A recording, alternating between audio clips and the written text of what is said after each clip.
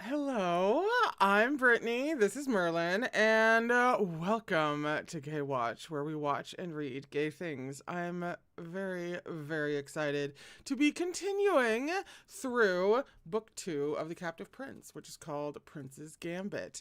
We are on chapter 16, page 267.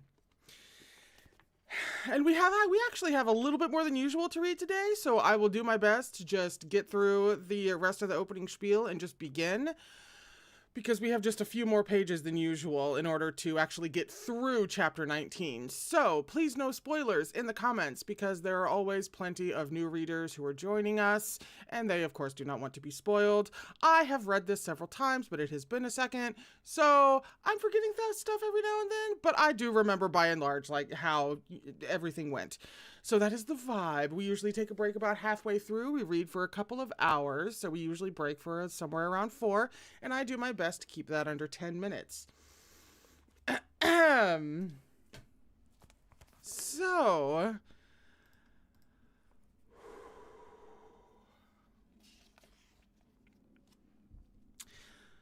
the mood was tense when they returned.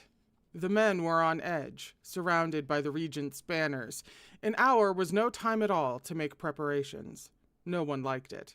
They released the carts, the servants, the extra horses. They armed and took up shields. The Vaskian women, whose allegiance was tentative, retreated with the carts, except 2, who stayed to fight on the understanding that they would receive the horses of any men they killed. The Regency, said Laurent, addressing the troop, thought to take us outnumbered. It expected us to roll over without a fight. Damon said, "We will not let them cow us, subdue us, or force us down. Ride hard. Don't stop to fight the front line. We are going to smash them open. We are here to fight for our prince." Something about referencing him as our. That is a load-bearing hour. We're only a couple paragraphs in. They got to slow down. The cry rang out, "For the prince!" The men gripped their swords, slammed their visors down, and the sound they made was a roar. Galloping his horse the length of the troop, Damon gave the order, and the traveling column reformed at his word. The days of sloppiness and straggling were gone. The men were green and untested, but behind them now was a half-summer of continuous training together. Jord, when he drew up beside him, said, "Whatever happens to me afterwards, I want to fight." Damon nodded. Then he turned and let his eyes pass briefly over Tuar's troops. He understood the first truth of battle. Soldiers won fights. Where there was no numerical advantage, it was essential that the quality of troops was higher. The orders given by the captain meant nothing if the men faltered in carrying them out. They had, unquestionably, the tactical advantage. Tuar's front faced Laurent, but he was flanked by the patrons. Tuar's formation advancing would have to swing around in order to make a second front, facing in the patron direction, or be quickly overrun. But Tuar's men were a veteran force drilled in large-scale maneuvers. Splitting on the field in order to fight on 2 fronts would be something they well knew how to do. Laurent's men were not capable of complex field work. The secret, then, was not to stretch them beyond their means, but to focus on line work, the one thing they had relentlessly drilled, the one thing they knew how to do. They must break Tuar's lines, or this battle was lost, and Laurent would fall to his uncle. He recognized in himself that he was angry, that it had less to do with Americ's betrayal than with the regent, the malicious rumors that the regent employed, warping the truth, warping men, while the regent himself remained pristine and untouched as he set his men to fight against their own prince. The lines would break. He would make sure of it. Laurent's horse drew alongside his own. Around them, the scent of greenery and crushed grass that would soon transform into something else. Laurent was silent for a long moment before he spoke. "Tuar's men will be less unified than they appear. Whatever rumors my uncle has spread about me, the Starburst banner means something here on the border." He didn't speak his brother's name. He was here to take up a place on the front where his brother had always fought, except that unlike his brother, he was riding out to kill his own people. "I know," said Laurent, "that a captain's real work is done before the battle. And you have been my captain in the long hours with me planning drills, shaping the men. It was under your instruction that we kept the drills simple and learned how to hold and to break. Frills are for parades. An unyielding foundation wins battles. It would not have been my strategy. I know. You overcomplicate things." "I have an order for you," Laurent said. Across the long fields of Halais, the lines of Tuar's men stood immaculately arrayed against them. Laurent spoke clearly. A clean victory without the disintegration of a rout. What you meant is that this has to be done quickly, and that I cannot afford to lose half my men. So this is my order.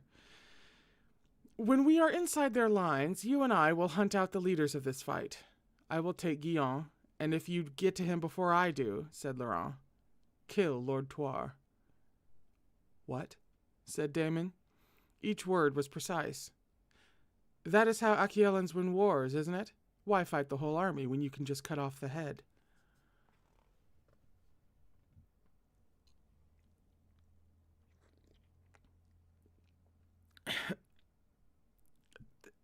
That's a very good point, Laurent. That's well learned. Well spotted. Good eye. Ooh. After a long moment, Damon said, you won't have to hunt them out. They'll be coming for you, too.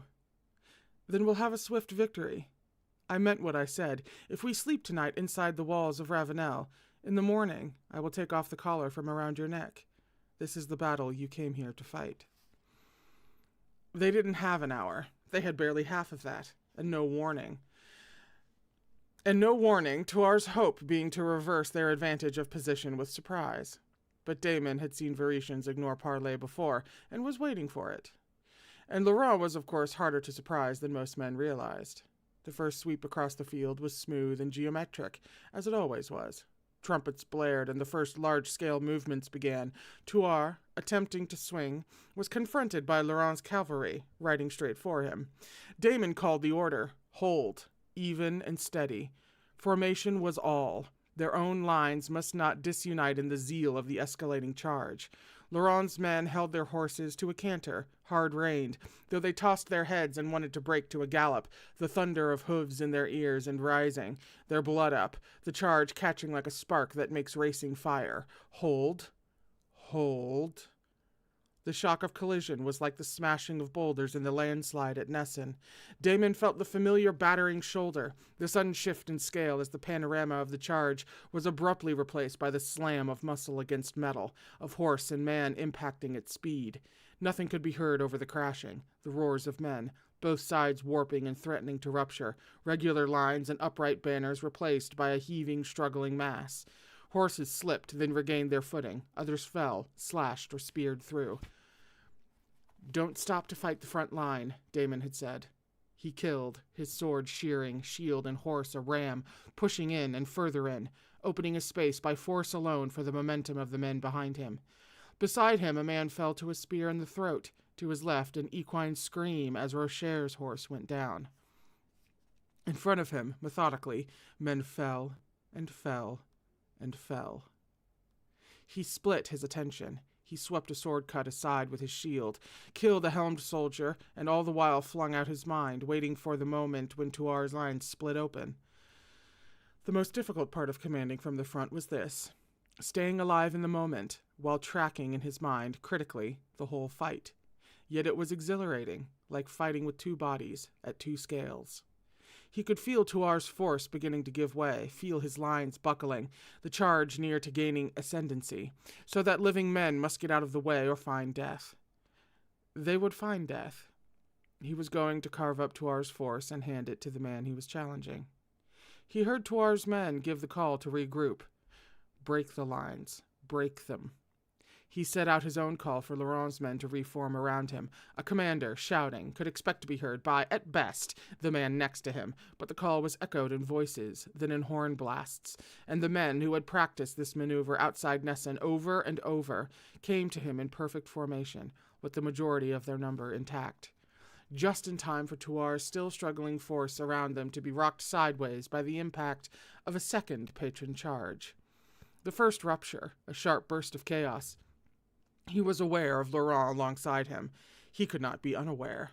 He saw Laurent's horse stagger, bleeding from a long cut on its shoulder, while the horse in front of it went down. Saw Laurent close his thighs, change his seat, and take his horse over the thrashing obstacle, landing on the other side with his sword drawn and clearing ground for himself with two exact slices, mount wheeling. This, it was impossible not to recall, was the man who had beaten Torvald to the mark on a dying horse. And Laurent, it seemed, had been right about one thing. The men around him had fallen back a little, for before them, all gold armor and glinting starburst, was their prince. In the towns and the processionals, he had always impressed as a figurehead. There was a reluctance among the common soldiers to strike a blow directly against him. But only among the common soldiers. He knows that any decision that ends with me on the throne ends with his head on the block, Laurent had said of Guyon. The moment the battle began, I'm too excited, I'm so sorry. The moment the battle began to shift in their favor, killing Laurent became Guyon's imperative. Damon saw Laurent's banner topple first, a bad omen. It was the enemy captain Enguerrand who engaged Laurent and who, thought Damon, would learn the hard way that the regent lied when it came to the fighting prowess of his nephew. To the prince, Damon called, feeling the fighting change in quality around Laurent. The men began to form up. Too late. Enguerrand was part of a knot of men that included Lord Touar himself, and with a clear line to Laurent, Touar had begun to charge. Damon drove his heels into his horse. The impact of their mounts was a heavy crash of flesh against flesh, so that both horses fell in a tangle of legs and thrashing bodies. Armored as he was, Damon hit the ground hard. He was like, no. Not on my fucking watch. I will ram my horse into yours before you touch a hair on that firmly established to be blonde head. He rolled to avoid the lashing hooves of his horse as it tried to right itself, and then, with the wisdom of experience, he rolled again. He felt Touar's blade drive into the ground, slicing through the straps of his helm, and, where it should have hit his neck, scraping with a metallic sound down the side of his gold collar. He came up facing his opponent with his sword in one hand, felt his helm twist, a danger, and with his other hand, abandoning his shield, flung it off. His eyes met those of Lord Touar. Lord Touar said, "The slave," scornfully, and having reclaimed his sword from the ground, tried to bury it inside Damon. Damon cast him back with a parry and a strike that shattered Touar's shield. Touar was a good enough swordsman that he was not overcome by the first exchange. He was not a green recruit. He was an experienced war hero, and he was comparatively fresh, not having just fought point on a charge. He cast off his shield, gripped his sword, and attacked. Had he been 15 years younger, it might have been a match. The second exchange showed that it was not, but instead of coming at Damon again, Touar took a step back. The expression on his face had changed.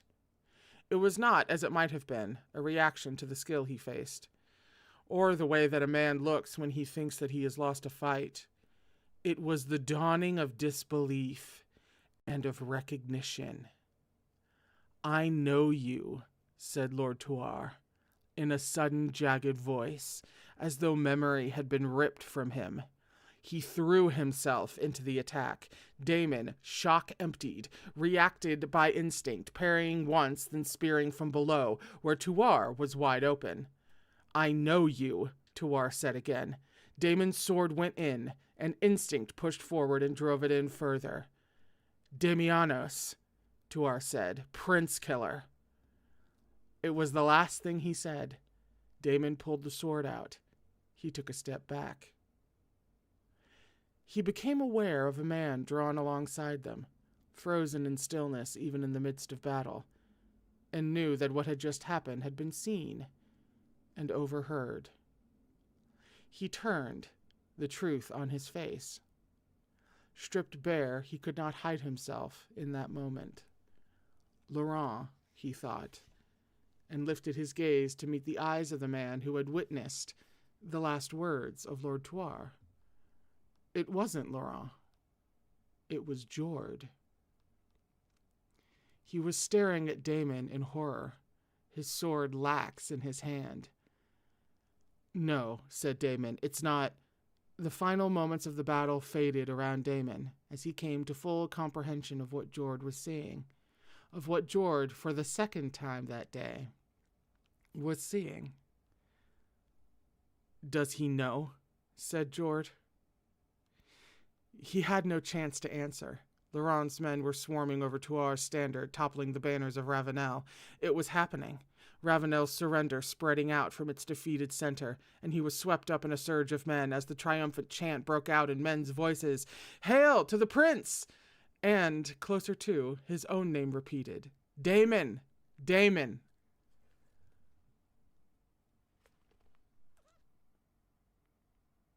That's a scene break.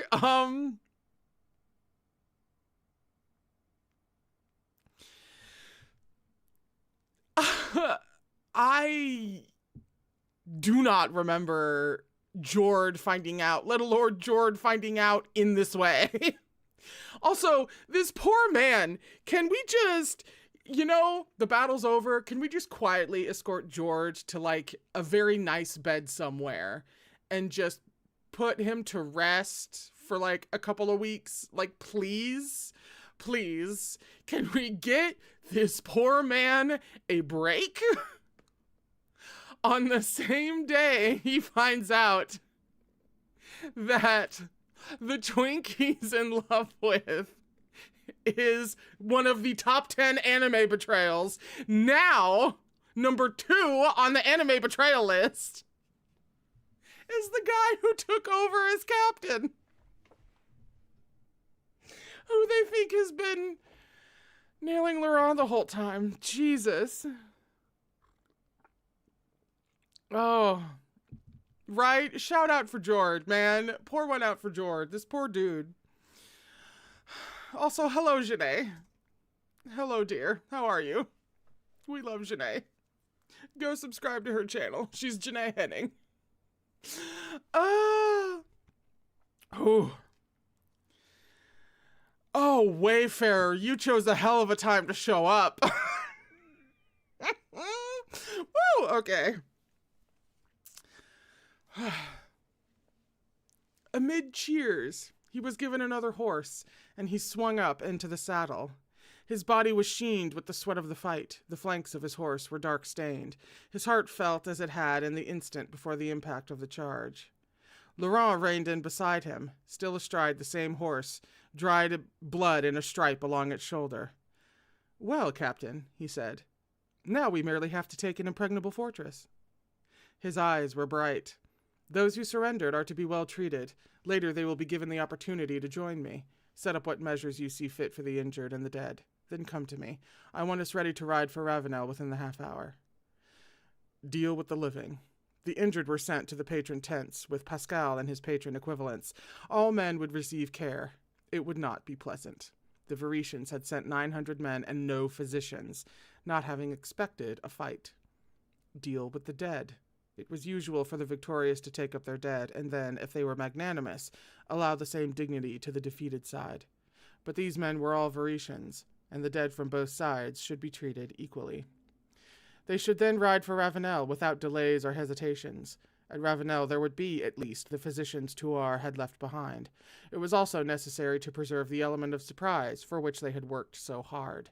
Daemon drew on a rein, then found himself by the man he was seeking, pushed by some solitary impulse to the far end of the field. He dismounted. "Are you here to kill me?" said Jord.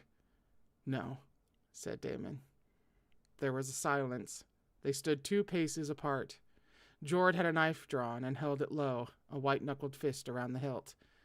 Daemon said, "You haven't told him." "You don't even deny it," said Jord. A harsh laugh when Daemon was silent. "You hated us so much, all this time. It wasn't enough to invade, to take our land. You had to play this sick game as well." Jord might also be talking to someone else in this moment. Daemon said, "If you tell him, I can't serve him."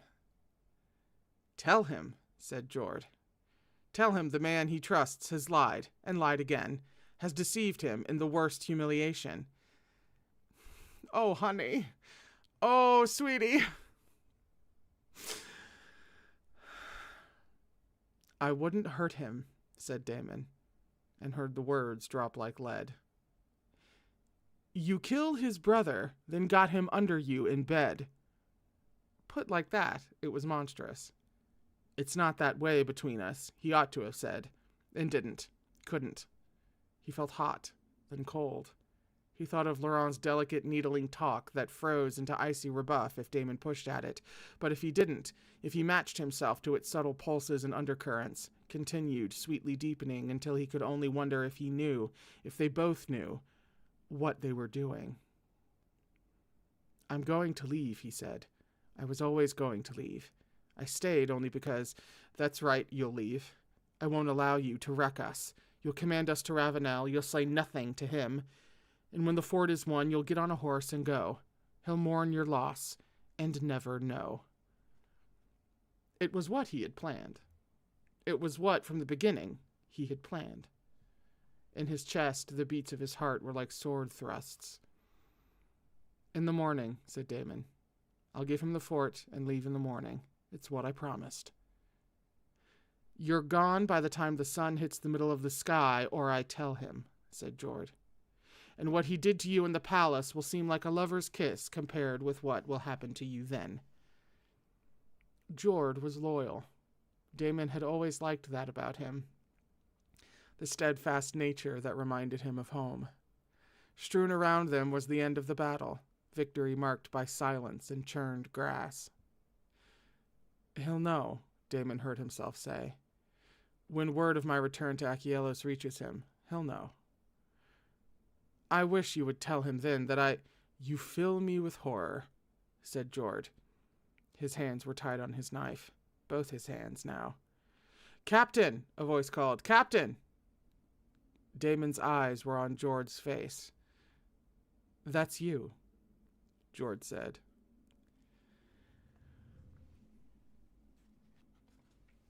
Go, honey! Oh my God, that's the end of the chapter. It's the end of the chapter. That's you. That's you. That's you. Jord said. Oh God, we're on page 281 for chapter 17. Jesus Christ.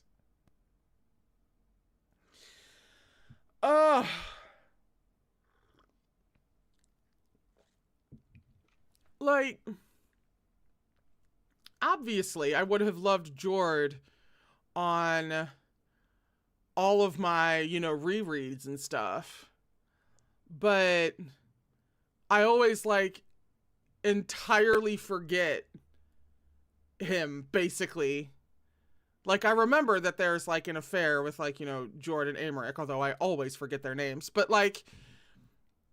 he's only, really landing for me now on this read-through? How is that possible? He's everything I love in a supporting character. Why would I baffle me quite often, actually.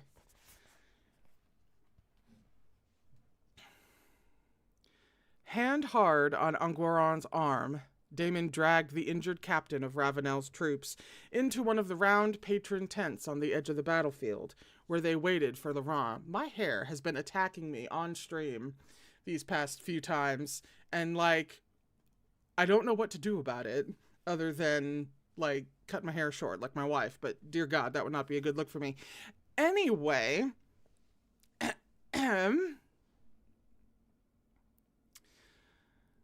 hand hard on Anguiran's arm, Damon dragged the injured captain of Ravenel's troops into one of the round patron tents on the edge of the battlefield, where they waited for Laurent.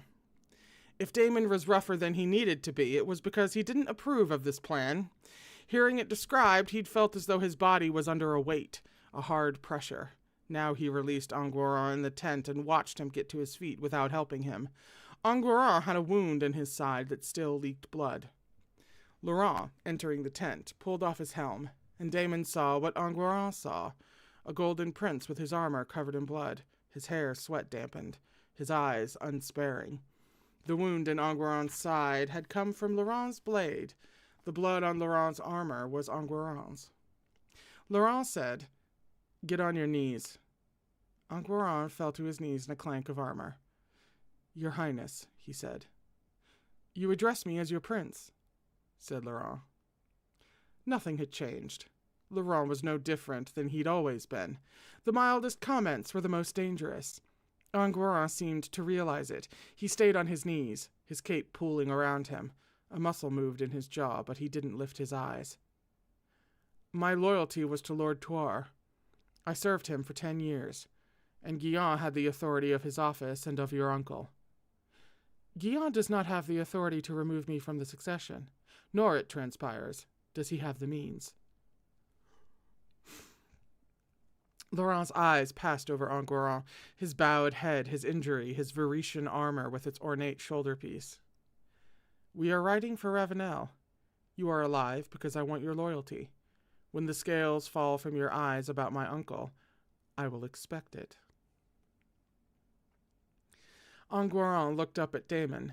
The last time they had faced one another, Anguirand had been trying to bar Daemon from Tuar's hall, and Achillean has no place in the company of men. He felt himself harden. He wanted no part of what was about to unfold. Anguirand returned a hostile gaze. Laurent said, I remember. You don't like him. And of course, he out-captained you on the field. I imagine you like that even less.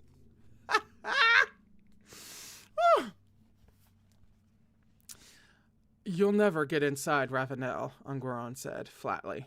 Guillaume made it through your lines with his retinue. He's riding for Ravenel right now to warn them you are coming. I don't think he is. I think he's riding to Fortaine, so he can lick his wounds in private without my uncle and I forcing him to make any uncomfortable choices. You're lying. Why would he withdraw to Fortaine when he has a chance to defeat you here? Because I have his son, said Laurent.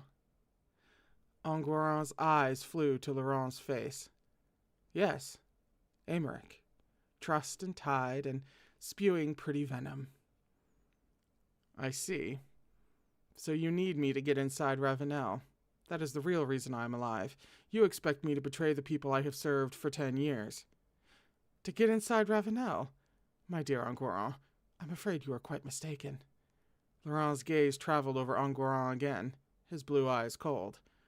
I don't need you, said Laurent. I just need your clothes.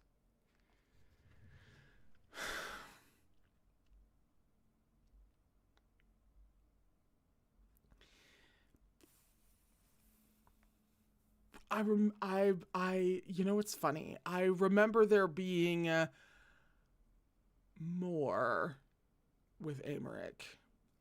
I can never quite remember exactly what that more is or like where Aymeric lands. I always manage to forget that it's Laurent who gets him. It's Laurent who gets custody of Aymeric. So,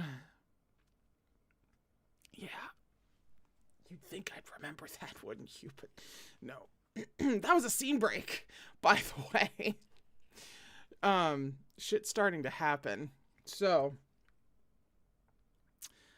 that was how they would get into Ravenel, disguised in foreign clothing. From the beginning, there was a sense of unreality about it, hefting Anguirand's shoulder-piece, flexing his hand in Anguirand's gauntlet. Daemon stood, and the cape swirled. Not everyone got armor that fit, but they had rescued Tuar's banners and righted them, and the red cloth and helms were straight, and they could be mistaken for Tuar's troop from a distance of 46 feet, which was the height of Ravenel's walls. Rocher got a helmet with a feather in it. Lazar got the standard-bearer's silks and gaudy tunic. As well as his red cape and his armor, Daemon got Anguirand's sword and his helm, which turned the world into a slit. Anguirand had the dubious honor of riding with them, not, as he might have been, stripped to his undergarments like a plucked chicken, but bound to a horse and dressed in unobtrusive Veretian clothing. The men had just fought an action, but exhaustion had transformed into the kind of high spirits that came from the heady mix of victory, fatigue, and adrenaline. This wayward adventure appealed to them, or perhaps it was the idea of a new victory, satisfying because it would be of a different kind. First smash the regent, then pull the wool over his eyes. Daemon was repelled by the disguise. He had argued against it. The deception was wrong, the pretense of friendship. The traditional forms of warfare existed because they gave your opponent a fair chance. You know, somebody write that down, because that really gets to the core of one of the main things that Daemon is about and why he's so at odds with Vare, especially at first. because that's what he's been taught very specifically. We've obviously gotten that sense as we have read through the series. We know that Daemon is more direct and Vare is anything but, especially Laurent. But it's very specifically, he has been taught traditional warfare, which is fairer than Vare is willing to go.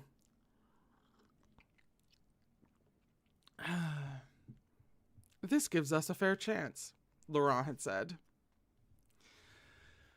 The brazen audacity of this was characteristic of Laurent, though dressing up his entire troop was on a different scale to walking into a small town inn with a sapphire in his ear, batting his lashes.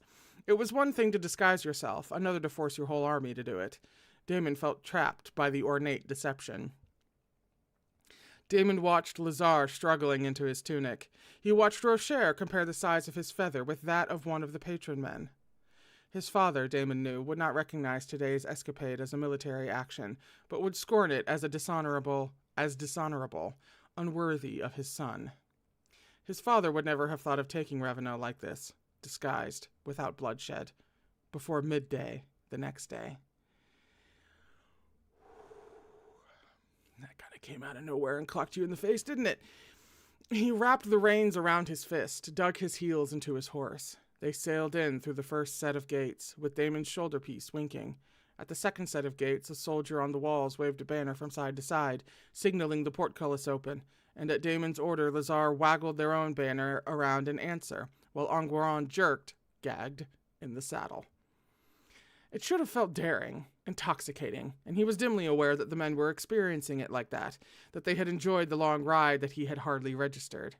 As they passed through the second gates, the men just barely had their exhilaration strapped down under straight faces in the long, drawn-out space between heartbeats, waiting for the whistle and thunk of crossbows that never came.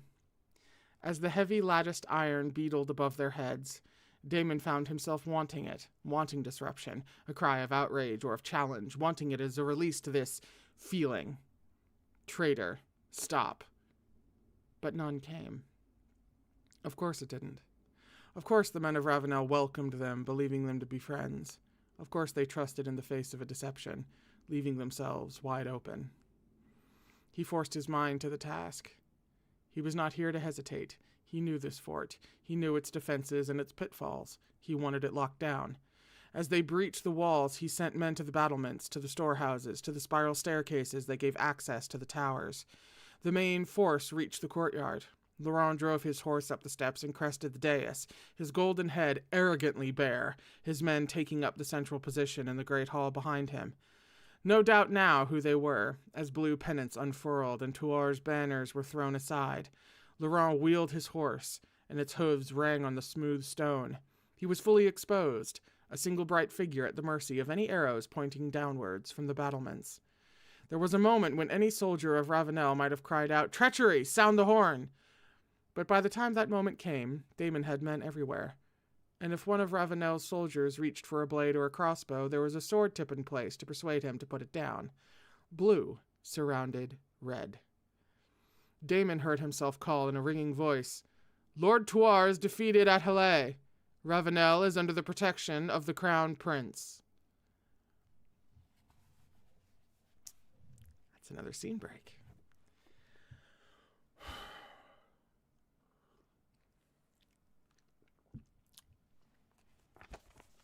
I'm having far too much fun. It was not all bloodless. They encountered real fighting in the living quarters, the worst of it from the private guards of Tuar's advisor, Hestal, who was not Varetian enough, thought Daemon, to feign happiness at the change in power. It was a victory. He told himself that. The men were enjoying it fully, the classic arc of it, the swell of preparation, the cresting of the fight, and the breaking, the heady rush of conquest. Buoyed on high spirits and success, they swept into Ravenel, the taking of the fort an extension of the elation of victory at Hallé, the skirmishes in the halls easy matters to them. They could do anything. It was a battle won and a fort taken, a solid base secured, and Daemon was alive, and facing his freedom for the first time in many months. Around him there was celebration, an outpouring of revelry, which he allowed because the men needed it. A boy was playing a pipe. and there was the sound of drums and dancing. The men were pink-flushed and happy. Barrels were upended into a courtyard fountain so that men could scoop wine out as they pleased. Lazar handed him a full tankard. It had a fly in it. Damon put down the tankard after disposing of its contents on the ground with a sharp movement of his hand. There was work to be done. He dispatched men to open the gates for the returning army. The injured first, the patrons following, the Vaskians with their loot, 9 horses on a string. He dispatched men to the storehouses and to the armory to make inventories, and to the private quarters to offer reassurance to the residents. He dispatched men to take Toir's 9-year-old son, Thévenet, and hold him under house arrest. Laurent was developing quite a collection of sons. Ravenel was the jewel of the Venetian border, and if he couldn't take pleasure in the celebrations, he could ensure that it was well manned, with a good strategy for defense. He could ensure that Laurent would have a strong foundational base. He set up shifts to man the walls and the towers, assigning each man to his strength. He picked up the threads of Enguerrand's systems and re-implemented them, or changed them to his own exacting standards, giving command duties to 2 men, Lazar from their own troop, and the best of Enguerrand's men. Oh, I believe it would be Guimard. He would have an infrastructure in place, one Laurent could count on. The work was falling into place around him when he was called from giving orders on the battlements to report to Laurent. Inside the fort, the style was older, reminiscent of Chastillon. The ornate Venetian designs worked in curved iron and dark curved wood, without the overlays of gilt, ivory, mother of pearl. He was admitted to the inner rooms that Laurent had made his own, flame-lit and as richly furnished as his tent. The sounds of celebration were muffled into softness by the ancient stone walls. Laurent stood in the center, his back partly to the door, a servant lifting the last piece of armor from his shoulders. Damon came through the doors and stopped. Attending to Laurent's armor had lately been his own duty. He felt a pressure in his chest. Everything was familiar, from the pull of the straps to the weight of the armor, the warmth of the shirt where it had been pressed beneath padding. Then Laurent turned and saw him, and the pressure in his chest grew like pain as Laurent greeted him, half-stripped and bright-eyed. "How do you like my fort?" "I like it. I wouldn't mind seeing you with a few more," said Damon. "To the north." He forced himself forward. Laurent swept him with a long, gleaming look. "If you didn't fit Enguerrand's shoulder piece, I was going to suggest you try the panoply off his horse." "I will take Guillaume," said Damon. "Be fair. You won the battle before I could get to him." "I thought I'd have half a chance, at least. Are all your conquests that decisive? Do things always work out as you plan?" "This time they did. This time everything did. You know, we just took an impregnable fort." They were gazing at one another. Everybody drink. That's the game we invented. That's the game we're sticking to. Oof. Ravenel. The jewel of the Venetian border, a punishing ground fight at Halle, and a piece of mad trickery in mismatched clothing. "I know," he said helplessly. "It's double the men I was anticipating, and 10 times the supplies. Shall I be honest with you? I thought I'd be taking a defensive position at Aquitar," said Damon. "You had it supplied for a siege." He heard, as if from a distance, that he spoke in his usual voice. "Ravenel's a little more defensible. Just have your men check under the helms before they open the gates." "All right," said Laurent. "You see, I'm learning to take your advice." He spoke with an unself-conscious little smile that was wholly new. Damon forced his gaze away. He thought of the work proceeding outside. The armory was stocked, and more than stocked, meticulous rows of smooth metal and sharpened tips. Most of Toir's men stationed in the fort had transferred their loyalty. The walls were manned, and the ordnances for defense had been laid out. The equipment was readied for use. The men knew their duty, and from storehouses to courtyard to great hall the fort was prepared. He had made sure of that. He said, "What will you do next?" "Bathe," answered Laurent, in a tone that said he knew perfectly well what Damon had meant, "and change into something that's not made of metal. You should do the same. I had the servants lay out some clothing for you that befits your new station. Very Venetian. You'll hate it. I have something else for you as well." He turned back in time to see Laurent move briefly to pick up a half-circle of metal from a table by the wall. It felt like the slow push of his spear into his body, the awful unfolding inevitability of it, in front of the servants, in this small, intimate room. "I didn't have time to give this to you before the battle," said Laurent. He closed his eyes, opened them. He said, "Jord was your captain through most of our march to the border. And you are my captain now." That looks like it was close. Laurent's gaze had shifted to his neck, where the collar was scarred from Tuar's blade. Iron had bitten into the soft gold. "It was," said Damon. "Close." He swallowed down hard on what crawled in his throat, turning his head to one side. Laurent held the captain's badge of office. Damon had seen Laurent transfer it once before, from Gavar to Jord. Laurent would have taken it from Jord. He still wore full armor, unlike Laurent, who stood before him, his yellow hair sweat-tendrilled from the fight. He could see the slight red imprints where Laurent's armor had pressed through padding on his vulnerable skin. Breathing was a tight, painful thing. Laurent's hands rose to his chest, finding the place where cape met metal. The pin under Laurent's fingers pricked fabric, slid, then fit to the clasp. The doors to the room opened. Damon turned, unready. A swell of people were spilling into the room, bringing with them the jovial atmosphere from outside. The change was sudden. Damon's heartbeat was at odds with it. Yet the mood of the newcomers was congruent with Laurent's, if not his own. Damon had another tankard thrust into his hand. Unable to fight the tide of celebration, Damon was swept away by servants, by well-wishers. The last thing he heard was Laurent saying, "See to my captain. Tonight he is to have anything that he asks for."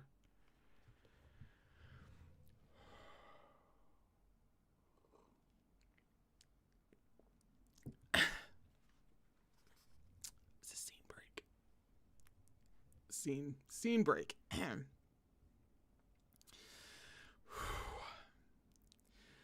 Dancing and music wholly transformed the great hall.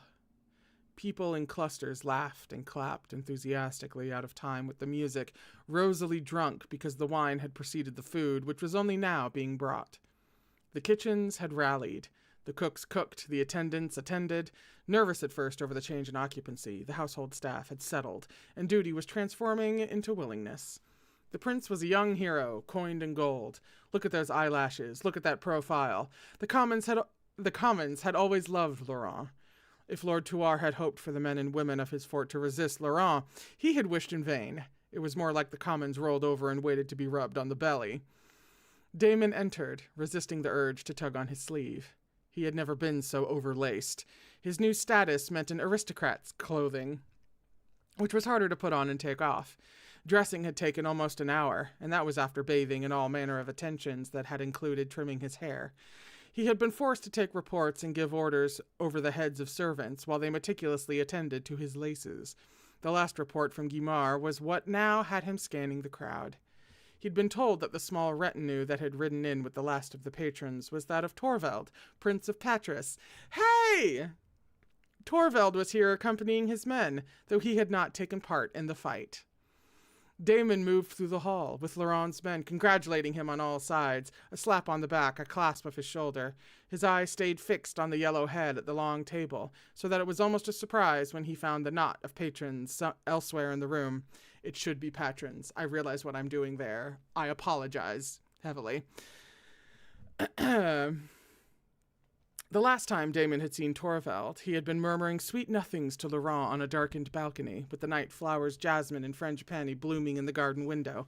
Damon had been expecting to find him in intimate conversation with Laurent once again, but Torvald was with his own retinue, and when he saw Damon, he approached him. "Captain," said Torvald, "that is a title well earned." They spoke about the patron men, and about Ravenel's defenses. In the end, what Torvald said about his own presence here was brief. "My brother is not happy. I'm here against his wishes, because I have a personal stake in your campaign against the regent. I wanted to face your prince man to man and tell him that much. But I will ride for Bazal tomorrow, and you will have no more help from Patras. I cannot act further against my brother's orders. This is all I can give you." "We are lucky the prince's messenger got through with his signet ring," Damon acknowledged. "What messenger?" said Torvald. Damon thought the answer political circumspection, but then Torvald added, "The prince approached me for men in Arles. I didn't agree until I was 6 weeks out of the palace. As for my reasons, I think you must know them." He motioned for one of his retinue to come forward. Slender and graceful, one of the patrons detached himself from the group by the wall, dropping to his knees in front of Damon and kissing the floor by his feet, so that Damon's view was of a tumble of curls, burnished honey gold. "Rise," said Damon in Achiellan. Erasmus lifted his bowed head, but did not come up from his knees. "So humble? We're the same rank."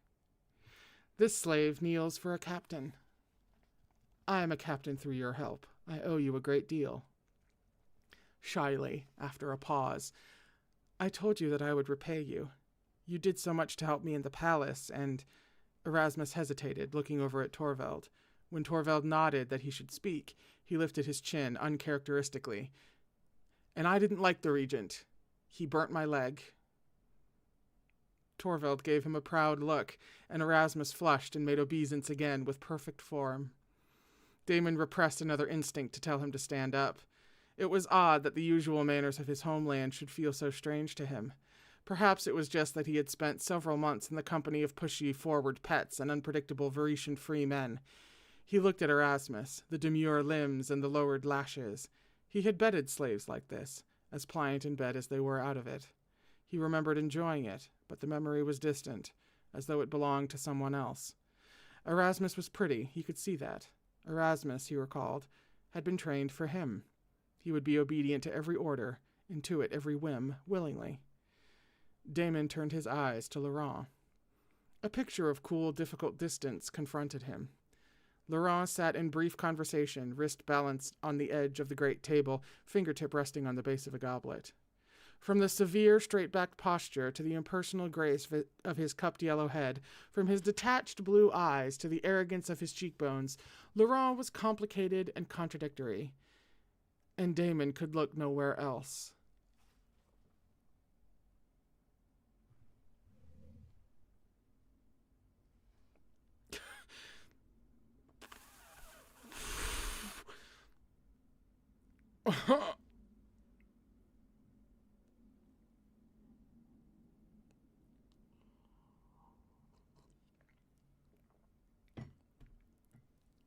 It's not like it even fully came out of nowhere, and yet I've just been gut checked. Give me a second.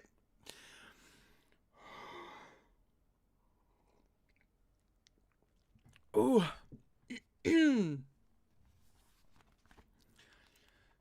Where am I? I have no idea where I'm over here, towards the top of 296. Ooh. Okay. As though responding to some instinct, Laurent looked up and met Damon's eyes, and in the next moment, Laurent was rising and making his way over. "You aren't going to come and eat?" "I should return to oversee the work outside. Ravenel should have impeccable defenses. I want to do that for you," he said. "It can wait. You just won me a fort," said Laurent. "Let me spoil you a little."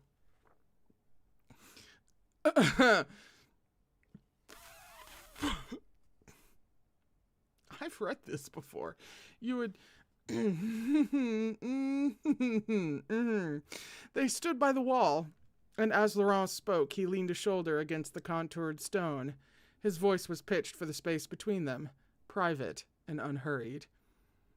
"I remember. You take a great deal of pleasure in small victories." Damon quoted Laurent's words back to him. "It's not small," said Laurent. "It's the first time I've ever won a play against my uncle." He said it simply. Light from the torches reflected on his face. Conversation around them was a faded wax and wane of sound, mingling with the restrained colors, the reds, browns, and dimmed blues of flame light. "You know that isn't true. You won against him in Arles when you had Torvald take the slaves to Patras." "That wasn't a play against my uncle. That was a play against Nicaise. Boys are easy at 13, said Laurent. "You could have led me around by the nose." At 13 is what he meant. "I can't believe you..." I've got to catch up with myself. Hang on. "I can't believe you were ever easy." "Think of the greenest innocent you've ever tumbled," said Laurent. And then, when Damon didn't answer, "I forgot. You don't fuck boys." Across the hall, there was a muted burst of laughter at some distant minor antic.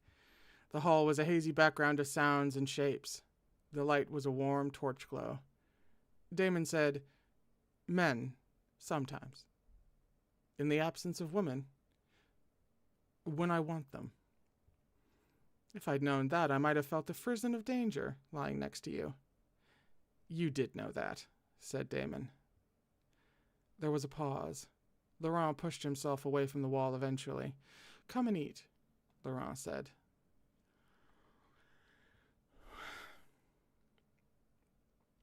Damon found himself at the table. In Venetian parlance, it was a relaxed affair, people already eating bread with fingers and meat from knife points.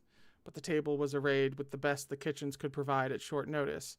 Spiced meats, pheasant with apples, bird stuffed with raisins and cooked in milk. Damon reached unthinkingly for a sliver of meat, but Laurent's grip on his wrist stopped him, drawing his arm back from the table. "Torvald tells me that in Achielos, it's the slave who feeds the master." "That's right." "Then you can't have any objection," said Laurent, picking up the morsel and lifting it. Laurent's gaze was steady, with no demure lowering of his eyes. He was nothing like a slave, even when Damon allowed himself to imagine it. Damon remembered Laurent shifting inwards on a long wooden bench in the inn at Nesson to fastidiously eat bread from his fingers. "I don't have any objection," said Damon. He stayed where he was. It was not the role of a master to strain after food held at arm's length. Golden brows arched slightly. Laurent shifted in and brought the meat to Damon's lips. The act of biting felt deliberate. The meat was rich and warm, a delicacy with southern influences, very like the food of his homeland. Chewing was slow. He was over-aware of Laurent watching him. When Laurent picked up the next sliver of meat, it was Damon who leaned in. He took a second bite. He didn't look at the food. He looked at Laurent, at the way he held himself, always so controlled, so that all of his reactions were subtle, his blue eyes difficult to read, but not cold. He could see that Laurent was pleased, that he was enjoying the acquiescence for its rarity, its exclusivity. It felt like he was on the edge of understanding, as though Laurent was coming into view for the first time. Damon drew back, and that was the right thing to do, too, allowing the moment to be easy. A small shared intimacy at table, one that passed largely unnoticed by other diners. Around them, the conversation shifted to other things, news from the border, moments of the battle, discussion of tactics on the field. Damon kept his eyes on Laurent. Someone had brought a kithara, and Erasmus was playing soft, unobtrusive notes.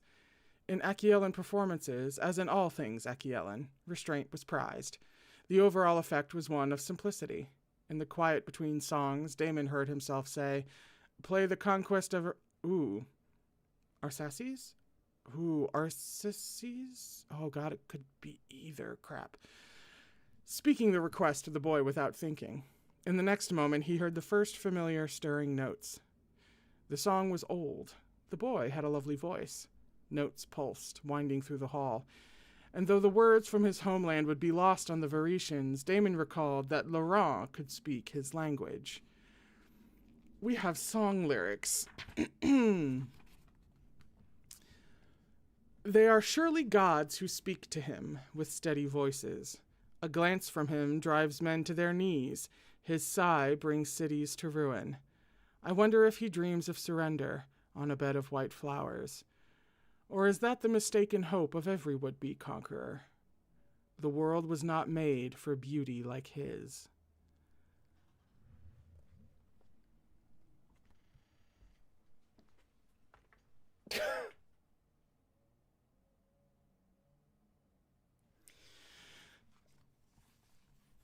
Listen.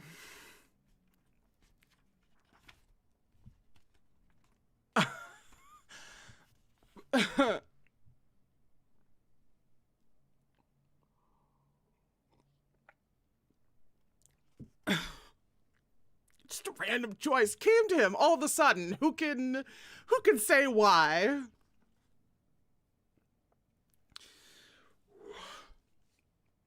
The song ended softly, and despite the unfamiliar language, the unassuming performance of the slave had changed the mood in the hall a little.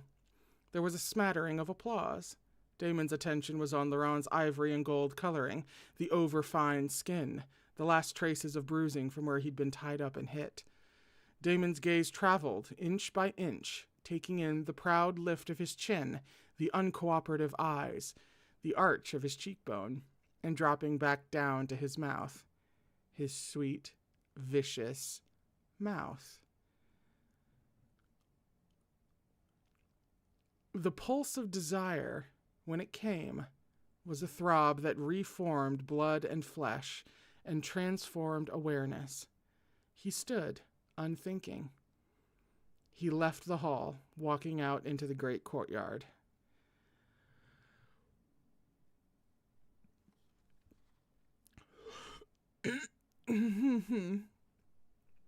The fort was a dark, torchlit mass around him.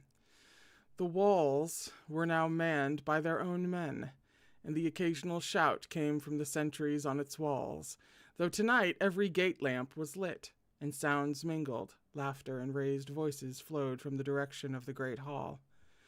Distance should have made it easier, but the ache only increased, and he found himself on the thick walls of the battlements, dismissing the soldiers who were manning that section, bracing his arms against the stone and waiting for the feeling to subside.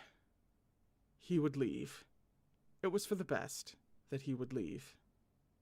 He would ride out early, would be across the border before midday. There would be no need to leave word. When his absence was noticed, Jord would bring report of his departure to Laurent. Varetians would take over the duties and the structures he had set up here at the fort. He had created them to ensure that. Everything would be simple in the morning. Jord, he thought, would give him time to get beyond Laurent's scouts before he brought word to Laurent that his captain irrevocably had gone. He focused on the pragmatic realities. A horse, supplies, a route that would avoid scouts. The intricacies of Ravenel's defense were now matters for other men. The fight they faced over the coming months was not his own. He could put it behind him. His life in Vere, the man he was here, he could put all of it behind him. A sound on the stone steps. He lifted his head. The battlement stretched towards the south tower, a stone walkway with toothed crenellation to the left, and torches lit at intervals. Damon had ordered the section cleared.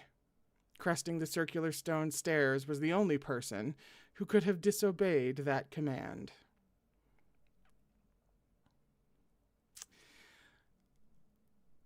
I get to be really cruel here because it's a little after 4 and we have to take our break. So we're towards the bottom of page 301. This might be the meanest thing I've ever done to y'all.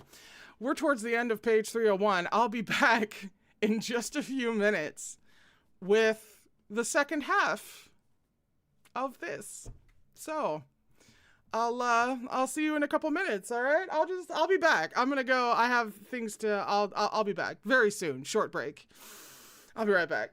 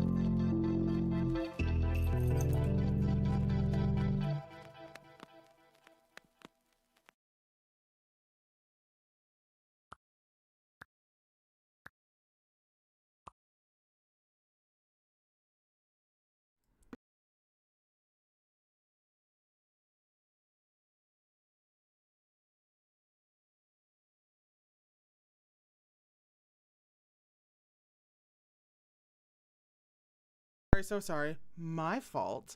Welcome back. How was the break? You guys are hilarious. By the way, I've been deeply entertained after I, had to go and do things.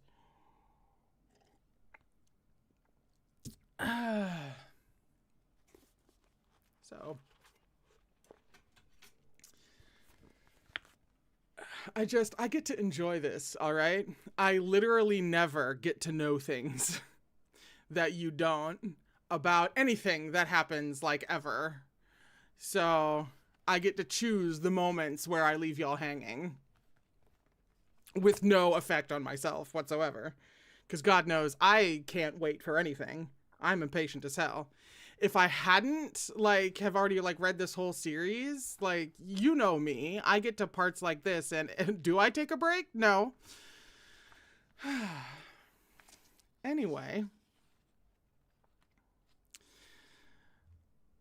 Damon watched as alone, unattended, Laurent had left his own banquet to find him, to follow him here, up the worn steps out onto the battlements. Laurent fitted himself next to him, a comfortable, unobtrusive presence that took up room in Damon's chest. They stood on the edge of the fort they had won together. Damon tried for a conversational tone. You know, the slaves you gifted to Torvald are worth almost the same as the men that he's given to you. I would say exactly that much. I thought you helped them out of compassion. No, you didn't, said Laurent. The breath that escaped him was not quite like laughter. He looked out at the darkness beyond the torches, the unseen expanse of the south. My father, he said, hated Viretians. He called them cowards, deceivers. It's what he taught me to believe. He would have been just like these border lords, Tuar and Macedon, war-hungry.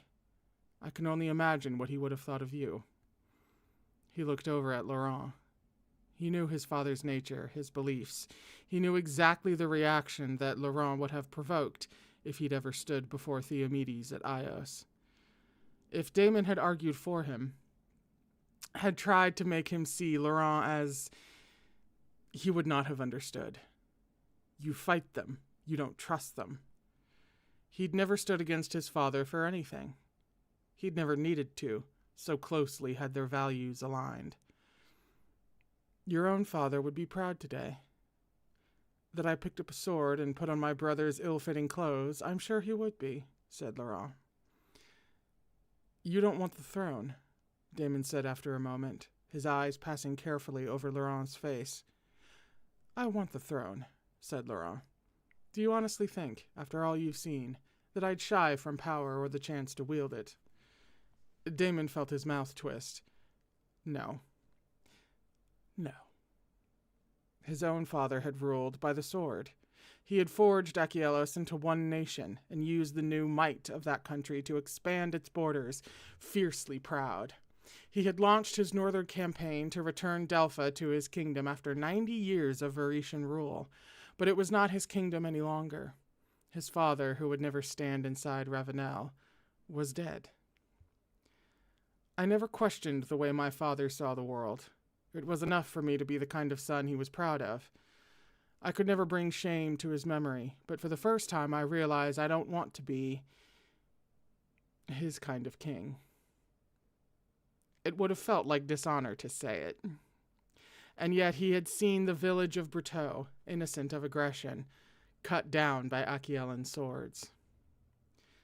Father, I can beat him, he'd said, and he'd ridden out and returned to a hero's welcome, to have his armor stripped by servants, to have his father greet him with pride. He remembered that night, all those nights, the galvanizing power of his father's expansionist victories, the approbation as success flowed from success. He had not thought about the way it had played out on the other side of the field. When this game began, I was younger. That would be a recalling of something that Laurent had said. Not that Laurent said it now.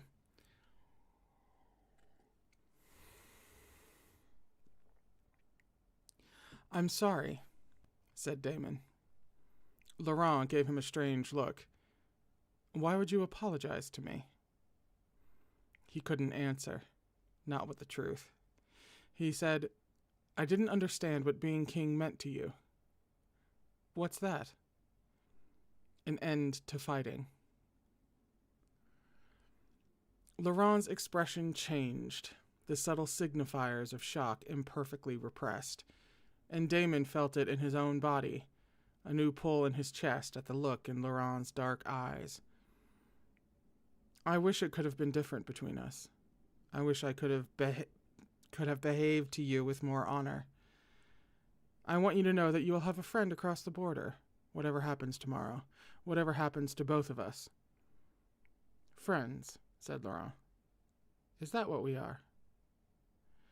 Laurent's voice was tightly knotted, as though the answer was obvious. As though it was as obvious as what was happening between them, the air disappearing mote by mote.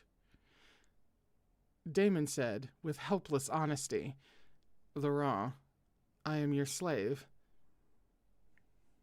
The words laid him open, truth exposed in the space between them. He wanted to prove it, as though, inarticulate, he could make up for what divided them. He was aware of the shallowness of Laurent's breath. It matched his own. They were breathing each other's air. He reached out, watching for any hesitation in Laurent's eyes. The touch he offered was accepted as it had not been last time. Fingers gentle on Laurent's jaw, thumb passing over his cheekbone, soft. Laurent's controlled body was hard with tension, his rapid pulse urgent for flight, but he closed his eyes in the last seconds before it happened. Damon's palm slid over Laurent's warm nape, slowly, very slowly, making his height an offering, not a threat. Damon leaned in and kissed Laurent on the mouth. The kiss was barely a suggestion of itself, with no yielding of the rigidity in Laurent, but the first kiss became a second, after a fraction of parting in which Damon felt the flicker of Laurent's shallow breathing against his own lips. It felt, in all the lies between them, as if this was the only true thing. It didn't matter that he was leaving tomorrow. He felt remade with the desire to give Laurent this, to give him all he would allow, and to ask for nothing.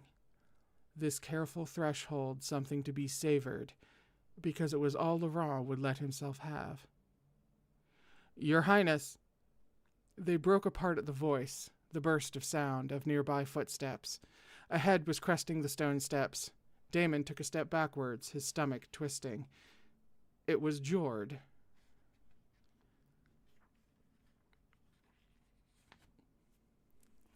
That would be the end of the chapter.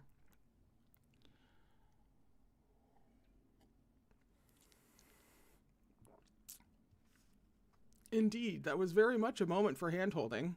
Is it weird that I'm kind of proud that y'all held hands without me saying it?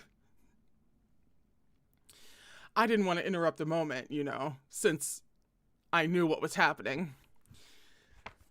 We're on page 307 for chapter 18. Oh, damn, that's fucking beautiful. That whole moment. I've studied this trilogy for structure and how she laid everything out. This was years ago, though, so I really need to do that again. I've looked at the series for that, but I also need to examine the series for her prose, not just in defining moments, but especially in defining moments, because that was perfection. That was actual perfection. She renders those moments so perfectly, is the only way to put it, really. She needs to be studied more by me, anyway. Whew. I haven't even checked if I'm actually in. Oh, good. I'm not. Sometimes it feels like I'm all the way over here, and that's not true. So I just need to check every now and then, especially in like the big moments. I would be hating to like read that while I'm over here. You know, it might be an anxiety thing. What do you mean? 307, chapter 18. Abruptly separated, Damon stood across from Laurent in one of the islands of light where the torches flamed at intervals. The length of the battlement stretched out on either side, and Jord, several feet off, was halted in his approach. I ordered the section cleared, Damon said. Jord was intruding.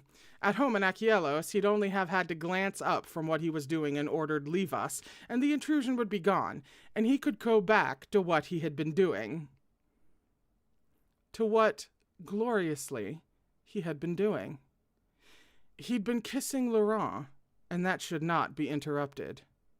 His eyes returned warmly, possessively to their object. Laurent looked like any young man who has been pressed against a battlement and kissed. The slight disturbance of the hair at Laurent's nape was wonderful. His hand had lain there. "I'm not here for you," said Jord. "Then state your business and leave." "My business is with the prince." His hand had lain there and pushed up into the soft, warm, golden hair. Interrupted, the kiss was alive between them, in dark eyes and heartbeats. His attention swung back to the intruder. The threat that Jord posed to him was galvanizing. What had happened was not going to be threatened by anything or anyone. Laurent pushed himself away from the wall. "Here to warn me about the dangers of making command decisions in bed," Laurent said. There was a short, spectacular silence. The flaming of the torches, the wind striking the walls, were over loud. Jord stood very still. "Something to say?" said Laurent. Jord was holding off from them. The same stubborn distaste was in his voice. "Not with him here." "He's your captain," said Laurent. "He knows well enough he should go." "While we compare notes on spreading for the enemy," said Laurent. Oh.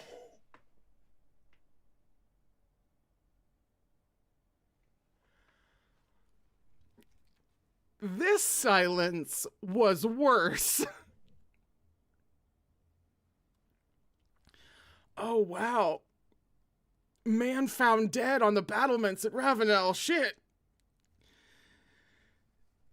Damon felt the distance between himself and Laurent with his whole body, 4 endless steps across the battlements. "Well," said Laurent. Jord's eyes had turned to Damon, full of bloody-mindedness. "But he is Damianos of Achielos," Jord didn't say, though he looked strained to his limits with repulsion at what he had just seen, and the silence stretched out, thick and tangible with what lay underneath. Damon stepped forward. Maybe more sound on the stairs, the clatter of several urgent footsteps. Jord turned. Guimard and another of the soldiers were coming to the section he had ordered cleared. Damon passed a hand over his face. Everyone in the fort was coming to the section he had ordered cleared. "Captain, I apologize for the breach in your orders, but there is a situation developing downstairs." "A situation?" "A group of the men have it into their minds to make sport with one of the prisoners." The world was not going away. The intrusive world was returning its concerns, the issues of discipline, the mechanisms of captaincy. "The prisoners are to be well treated," said Damon. "If some of the men are too full of drink, you know how to keep them at bay. My orders were clear." There was a hesitation. Guimard was one of Anguiran's men, a career soldier, polished and professional. Damon had promoted him for exactly those qualities. "Captain, your orders were clear, but," said Guimard. "But?" "Some of the men seem to think that His Highness will support their actions." Damon gathered his mind. From the way Guimard said it, it was obvious what type of sport he meant. They had been weeks on the road without camp followers, yet he had believed that the men capable of actions such as this had been weeded out of the troop. Guimard's face was impassive, but his faint disapproval was tangible. These were the actions of mercenaries, dressed up in the prince's livery. The prince's men were showing their inferior quality. Like an archer fixing on his target, Laurent said precisely, deliberately, Aymeric. Damon turned. Laurent's eyes were on Jord, and Damon saw in a rush from Jord's expression that Laurent was right, and of course it was for Aymeric's sake that Jord had come here. Under that dangerous, steady gaze, Jord went to his knees. Your Highness, said Jord. He wasn't looking at anyone, but at the dark stones beneath him. I know I've done wrong. I'll accept any punishment for that. But Aymeric was loyal to his family. He was loyal to what he knew. He doesn't deserve to be handed around the men for that. Jord's head was bowed, but his hands on his knees were fists. If my years of service to you are worth anything at all, let them be worth that. Jord, said Laurent. This is why he fucked you. This moment. I know that, said Jord. Orlan, said Laurent, didn't deserve to die alone on the sword of a self-serving aristocrat he thought was a friend. I know that, said Jord. I'm not asking you to let Aymeric go free or to forgive him what he's done. It's just that I know him, and that night he was... I should make you watch, said Laurent, while he stripped down for every man in the troop to have him. Damon stepped forward. You don't mean this. You need him as a hostage. I don't need him continent, said Laurent. Laurent's face was perfectly smooth, his blue eyes cool and untouchable. Damon felt himself recoil slightly from that callous look, the surprise of it. He realized that he had fallen out of step with Laurent at some crucial point. He wanted to send everyone away so that he could find his way back. And yet this must be dealt with. The situation here was spiraling into something unpleasant. He said, if there's to be justice for Aymeric, then let it be justice, reasonably decided, publicly applied, not the men taking matters into their own hands. Then by all means, said Laurent, let us have justice, since you're both so eager for it. Drag Aymeric away from his admirers. Bring him to me in the South Tower. Let us have everything out in the open. Yes, Your Highness. Damon found himself stepping forward as Guimard bowed briefly and left, and the others followed him, making for the South Tower. He wanted to reach out, if not with a hand, then with his voice. What are you doing? He said. When I said there should be justice for Aymeric, I meant later, not now, when you're... He searched Laurent's face. When we... He hid a look like a wall, and the uncaring lift of golden brows. Laurent said, if Jord wants to get down on his knees for Aymeric, he should know exactly who he's crawling for.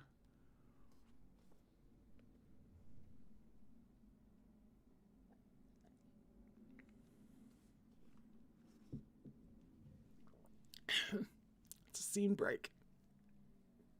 And,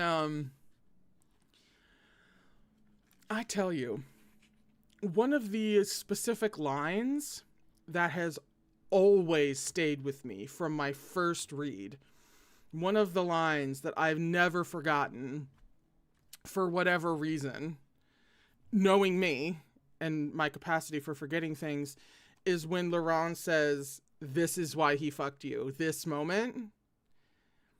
And of course, George saying, I know that. But something, I don't know, something about that is such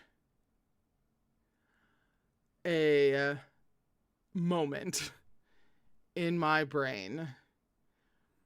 It's not just Laurent recognizing strategy and motives for things. It's not him just stating it plainly, because both of those things are just things that Laurent does. But it's just something about it has always stuck in my mind. It's so good. It's so brutal.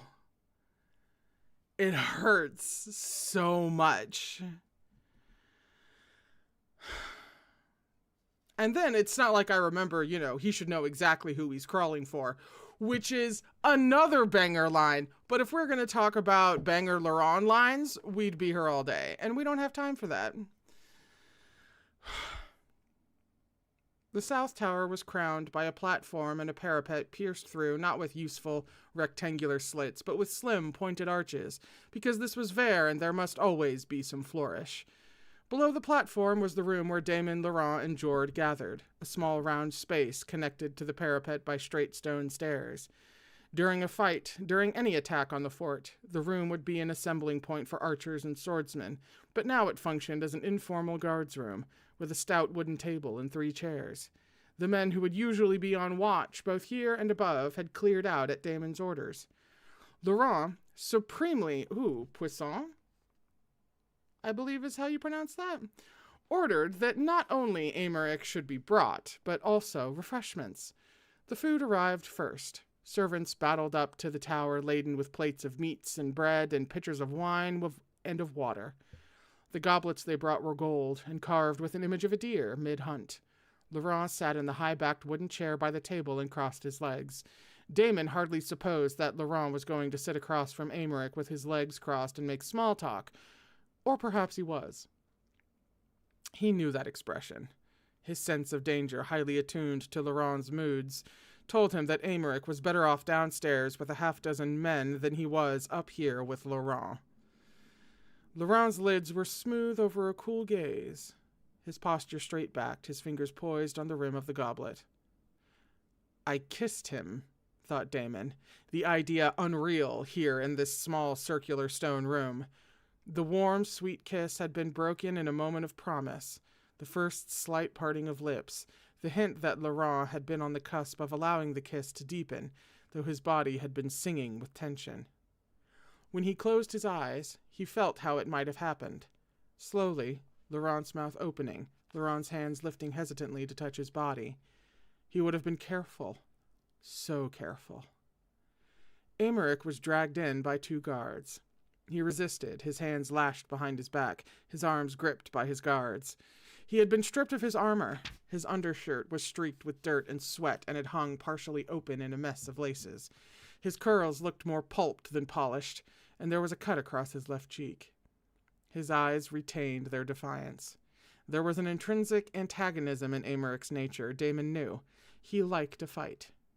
When he saw Jord, he turned white and said, "No."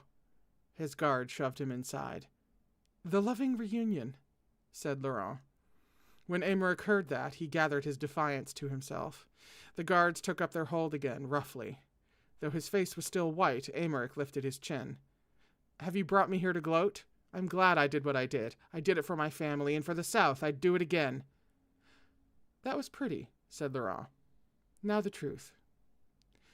"That was the truth," said Aymeric. "I'm not afraid of you. My father's going to crush you." "Your father has ridden to Fontaine with his tail between his legs." "To regroup. My father would never turn his back on his family. Not like you. Spreading for your brother isn't the same thing as family loyalty." Aymeric's breathing was shallow. "That reminds me," said Laurent. He stood, the goblet hanging casually from his fingertips. He regarded Aymeric a moment. Then he changed his grip on the goblet, lifted it, and brought it with calm brutality in a backhanded blow across Aymeric's face. Aymeric cried out. The blow snapped his head to one side, as the heavy gold impacted on his cheekbone with a sick, solid sound. It left him reeling in the arms of his guards. Jord made a violent move forward, and Damon felt his whole body come under strain as, instinctively, he pushed in to halt him. "Keep your mouth off my brother," said Laurent. In the first burst of movement, Damon had flung Jord ungently back, then held him off in a restraining grip. Jord had gone still, but the strain of muscle was still there, his breathing harsh. Laurent replaced the goblet, with exquisite precision, on the table. Aymeric just blinked with glazed, stupefied eyes. The contents of the goblet had sprayed outward, wetting Aymeric's stunned, slack face. There was blood on his lips, where something was bitten or split, and a red brand on his cheekbone. Damon heard Aymeric say, thickly, "You can hit me as much as you like."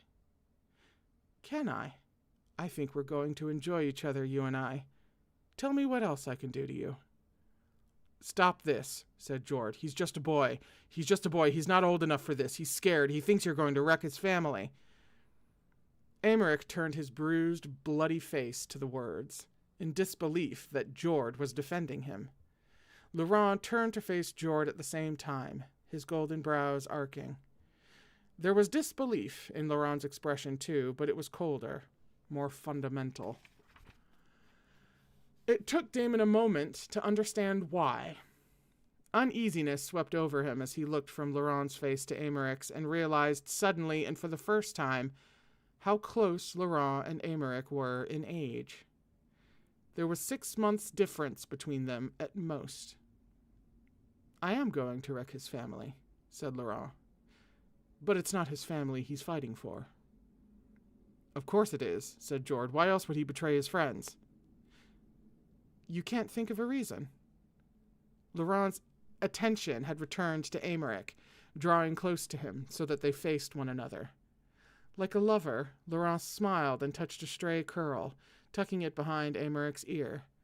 Aymeric flinched violently, then repressed the flinch, though he wasn't able to control his breathing. Tenderly, Laurent drew a fingertip through the blood that welled from Aymeric's split lip. "Pretty face," said Laurent. Then his fingers dropped back to brush Aymeric's jaw, tilting it up as though for a kiss. Aymeric made a choked sound in response to pain. The bruised flesh under Laurent's fingers was white. "I bet you were a peach of a little boy. A pretty peach. How old were you when you fucked my uncle?"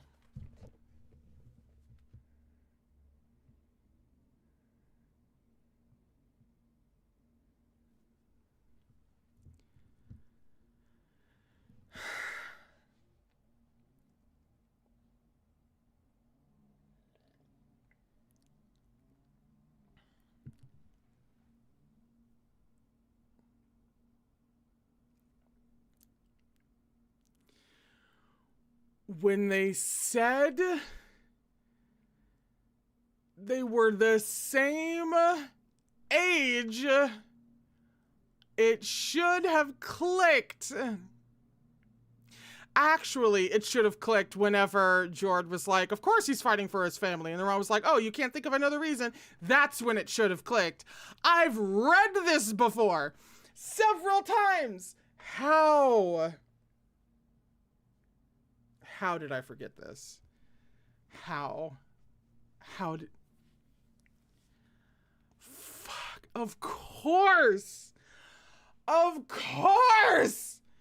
She's... Whoa. I hate her. I also hate that we might not make it to chapter 19. I thought I had a plan here. Okay.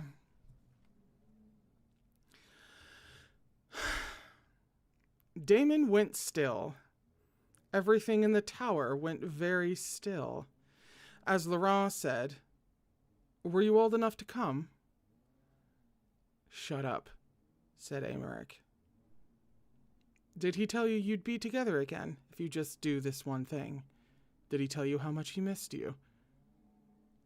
"Shut up," said Aymeric. "He was lying. He wouldn't take you back. You're too old." "You don't know," said Aymeric. Thick-voiced and rough-cheeked, you'd make him sick. "You don't know anything. With your aging body, your overripe attentions, you're nothing, but you're wrong about us. He loves me." Aymeric flung the words out defiantly. They came out over loud. Damon felt the bottom fall out of his stomach. a feeling of total wrongness passing over him. He found he had let go his grip on Jord, who, beside him, had taken 2 steps back. Laurent was looking at Aymeric with curling contempt. Loves you? You paltry little upstart. I doubt he even preferred you. How long did you hold his attention? A few fucks while he was bored in the country? You don't know anything about us, said Aymeric. Every time he says that, I want to jump out a window. I know he didn't bring you to court. He left you in Fortaine. You never asked yourself why? He didn't want to leave me. He told me, said Aymeric. I bet you were easy. A few compliments, a little attention, and you gave him all the naive pleasures of a country virgin in his bed. He would have found it diverting at first.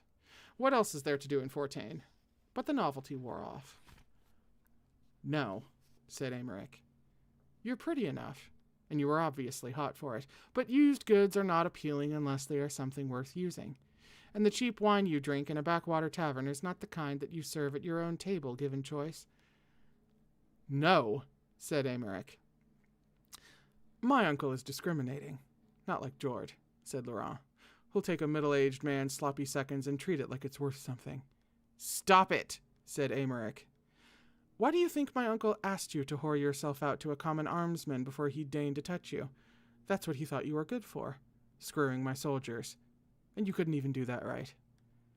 Damon said, That's enough. Aymeric was crying. Ugly, racking sobs that shook his whole body.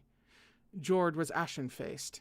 Before anyone else could act or speak, Damon said, Get Aymeric out of here. You cold-blooded son of a bitch, Jord said to Laurent. His voice was shaky. Laurent rounded on him deliberately. And then, of course, said Laurent, there's you. No, said Damon, stepping between them. His eyes were on Laurent. His voice was hard. Get out, Damon said to Jord. It was a flat order. He didn't turn around to look at Jord to see whether or not his order had been obeyed. To Laurent, in the same voice, he said, Calm down. Laurent said, I wasn't finished. Finished what? Reducing every man in the room? Jord isn't any kind of match for you in this mood, and you know it. Calm down. Laurent gave him the kind of look a swordsman gives as he decides whether or not to slice his unarmed enemy in half. Are you going to try it with me? Or do you only take pleasure in attacking those who cannot defend themselves? Damon heard the hardness in his own voice. He held his ground. Around them, the tower room was empty. He had sent everyone else out. I remember the last time you were like this. You blundered so badly you gave your uncle the excuse he needed to have you stripped of your lands. He was almost killed for that.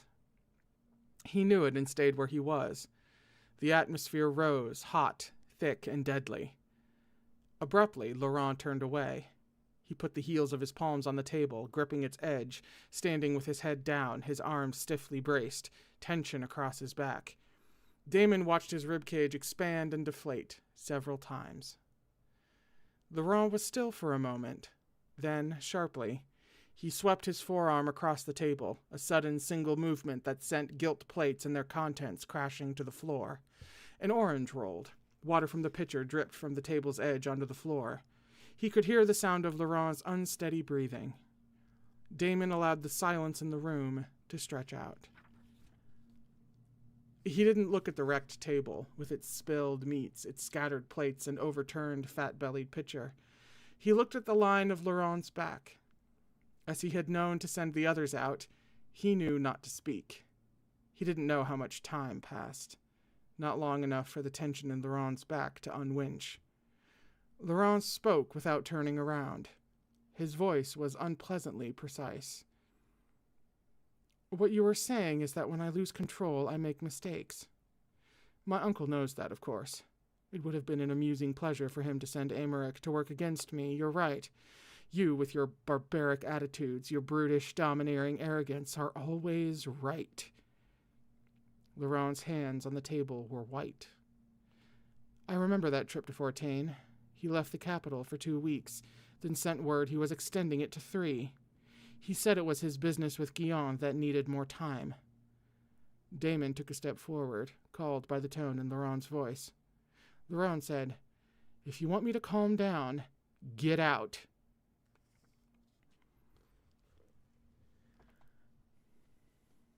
It's the end of the chapter.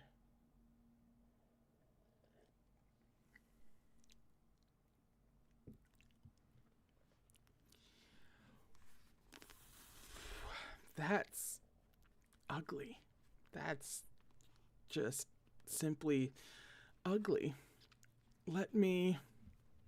Give me a moment while I thrillingly and compellingly let the wife know that I'll be a little bit longer, because hang on, let me check. We're on page 321 for chapter 19, but let me see how long, because like I had it all planned out as to how long this would take.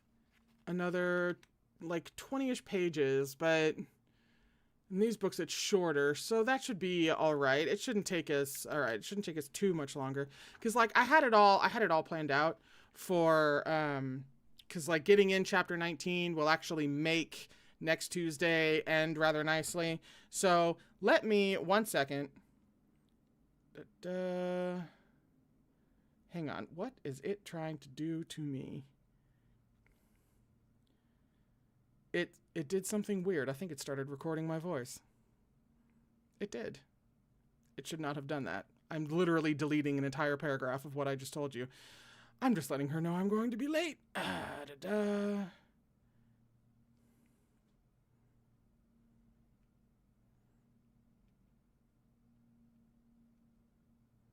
we go.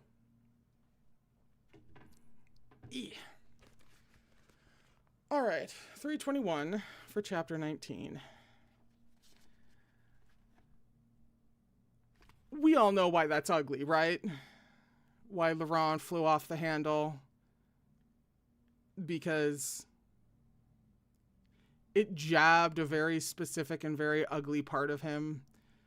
Remembering how, because they're about the same age, so remembering how his uncle had been gone for a while and extended his stay, and Laurent had thought it was because of XYZ, but actually it was because that taps a very ugly and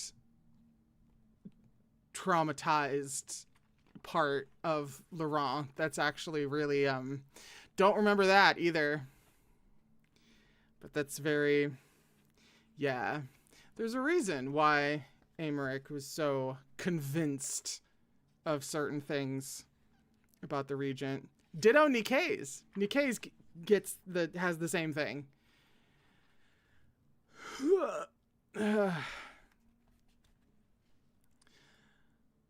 Captain. Damon was 3 steps out of the tower room when Guimard greeted him with a hail and the clear intention of making the room for himself. Aymeric is back under guard and the men have settled. I can report to the prince, and he found he had put himself bodily in Guimard's way. No one goes in. Anger, irrationally, blossomed.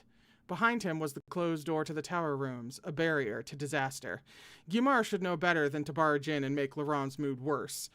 Guimard should have known better than to cause Laurent's mood in the first place.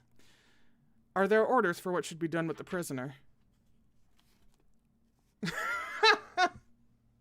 He doesn't say this out loud, but hang on. Guimard says, are there orders for what should be done with the prisoner? Throw Aymeric off the battlements.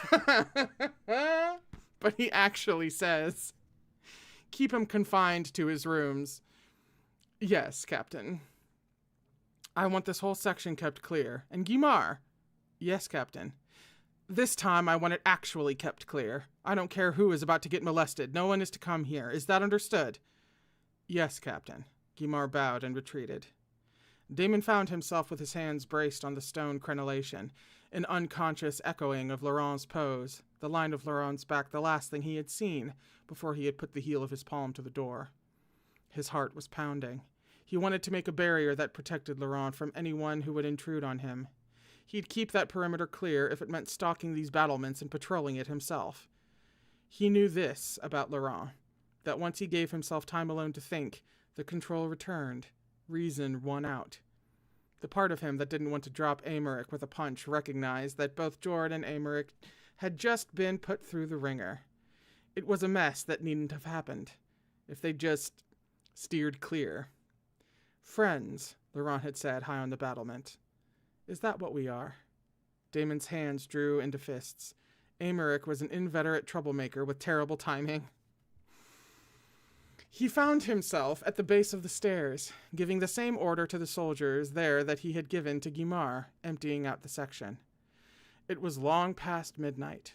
A feeling of fatigue, of heaviness came over him, and Damon was suddenly aware of how few hours there were before morning. The soldiers were clearing out, the space emptying around him. The idea of stopping, allowing himself a moment to think, was terrible. Outside there was nothing, just the last hours of darkness, and the long ride in the dawn. He caught one of the soldiers by the arm before he realized it, holding him back from following the others. The man stopped, held in place. "Captain?" "Watch over the prince," he heard himself say. "Anything he needs, make certain he has it. Take care of him." He was aware of the incongruity of his words, of his hard grip on the soldier's arm. When he tried to stop, his grip only tightened. "He deserves your loyalty." "Yes, Captain." A nod, followed by acquiescence. He watched the man go upstairs in his place. Scene break.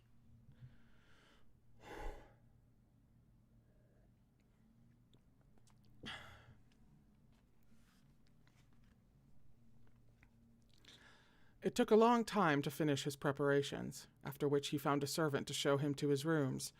He had to pick his way across the ends of the revelry, discarded wine cups, a snoring Rocher, a few overturned chairs, thanks to a fight or some overly vigorous dancing. His rooms were excessive because Venetians were always excessive. Through doorway arches, he could see at least 2 other rooms, with tiled floors and low, lounging couches typical of Vere. He let his eyes pass over the vaulted windows, the table well supplied with wine and fruits, and the bed, overhung with rose-colored silks that fell in folds so long they pooled out over the floor. He dismissed the servant. The doors closed. He poured himself a cup of wine from a silver jug and drained it off. He placed the cup back on the table. He rested his hands on the table and his weight on his hands. Then he lifted his hand to his shoulder and unpinned his captain's badge. The windows were open. It was the kind of sweet, warm night that came often in the south. Venetian decoration was everywhere, from the intricate grille covering the windows to the helicoidal braiding that looped the bed silks, but these border forts had some hints of the south, in the shapes of the arches and the flow of space, open and without screens. He looked down at the badge in his hand. His time as Laurent's captain had been short-lived, an afternoon, an evening. In that time they'd won a battle and taken a fort. It seemed wild and improbable, a hard-edged golden piece of metal in his hand. Guimard was a good choice, the right interim until Laurent gathered advisors to himself and found a new captain. That would be the first order of business, to consolidate his power here in Ravenel. As a commander, Laurent was still green, but Laurent would grow into the role. Laurent would find his way, transforming himself from commander prince to king. He put the badge down on the table. He moved away from it to the windows. He looked out. He could see the pinpricks of torchlight on the battlements, where the blue and gold had replaced the banners of Lord Thouars. Thouars, who had wavered, but had been convinced into battle by Guillaume. In his mind were images that would always be linked with tonight. Stars wheeling high over the battlements, costumes and Anguiran's armor. A helm with its one long red feather, churned earth and violence and Thouars, who had fought until a single moment of recognition that had changed everything. Damianos, Prince Killer. Behind him, the doors closed. He turned and saw Laurent. His stomach dropped, a moment of confused shock. He'd never expected to see Laurent here. Then everything resolved. The size and the opulence of these chambers made sense. Laurent was not the interloper. They faced each other. Laurent stood, 4 steps inside the room, vivid in the severe clothing, tight-laced, with only a single shoulder ornament to signify his rank. Damon felt his pulse beat with his surprise, his awareness of Laurent's presence. "I'm sorry," he said. Your servants brought me to the wrong rooms." "No, they didn't," said Laurent. There was a slight pause. "Aymeric is back in his rooms under guard," said Damon. He tried for a normal tone. "He's not going to cause any more trouble." "I don't want to talk about Aymeric," said Laurent. "Or my uncle." Laurent began to come forward. Damon was aware of him as he was aware of the badge he had removed, like a piece of armor discarded too early.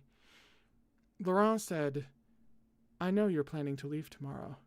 You're going to cross the border, and you're not going to come back. Say it." Say it." "I'm going to leave tomorrow," said Damon, as steadily as he could. "I'm not going to come back." He drew in a breath that hurt his chest. Laurent, "No, I don't care. Tomorrow you leave, but you're mine now.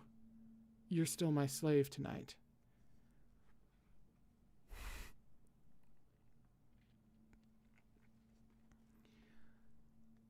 Damon felt the words hit, but that was subsumed in the shock of Laurent's hand on him, a push backwards. His legs hit the bed. The world tilted, bed silks and roseate light.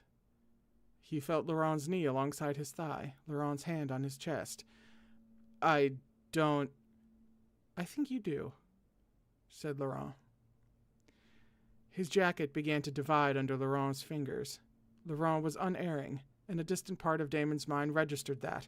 A prince with a servant's proficiency, better than Damon had been, as though taught.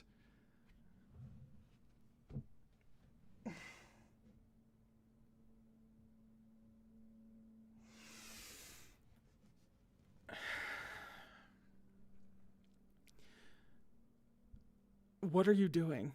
Damon's breath was shaky. "What am I doing? You're not very observant." "You're not yourself," said Damon, "and even if you were, you don't do anything without a dozen motives." Laurent went very still, the soft words half bitter. "Don't I? I must want something." "Laurent," he said. "You take liberties," said Laurent. "I never gave you permission to call me by my name." "Your Highness," said Damon, and the words twisted, wrong in his mouth. He needed to say, "Don't do this," but he couldn't think past Laurent, improbably close. He felt each shifting inch that divided their bodies with a fluttering, illicit sensation at Laurent's proximity. He closed his eyes against it, felt his body's painful yearning. "I don't think you want me. I think you just want me to feel this." "Then feel it," said Laurent, and slid his hand inside Damon's open jacket, past his shirt, to his stomach.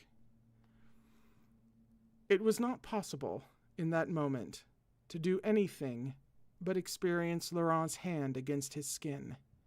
His breath shuddered out of him, Laurent's touch hot across his navel and sliding lower. He was half aware of the silk bedding, rumpled and disturbed around him, Laurent's knees and other hand like pins in the silk, holding him down. His jacket was discarded, his shirt half off him. The laces between his legs parted, obedient to Laurent's fingers, and then he was all undone. It was Laurent's face he looked at. He saw, as if for the first time, the look in Laurent's eyes, his slightly altered breathing. He was aware of the taut line of Laurent's back, of the conscious way he held his body. He recalled the line of Laurent's back in the tower, bent over the table. He heard the tone in Laurent's voice. "I see you are everywhere in proportion." Damon said, "You've seen me roused before. And I remember what you like." Laurent closed a fist around the head and slid his thumb over the slit, pushing down into it a little. Damon's whole body curved. The grip felt more like ownership than a caress.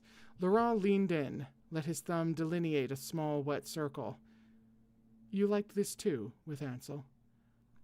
"That wasn't Ansel," said Damon, the words coming out raw and honest. "That was all you, and you know it." He didn't want to talk about Ansel. His body strained like a strap pulled too tight. He did what was natural to him, but Laurent said no, and he couldn't touch. You know, Ansel used his mouth, he said, almost nonsensically, desperately trying to distract Laurent, to distract himself, fighting to hold himself in place against the sheets.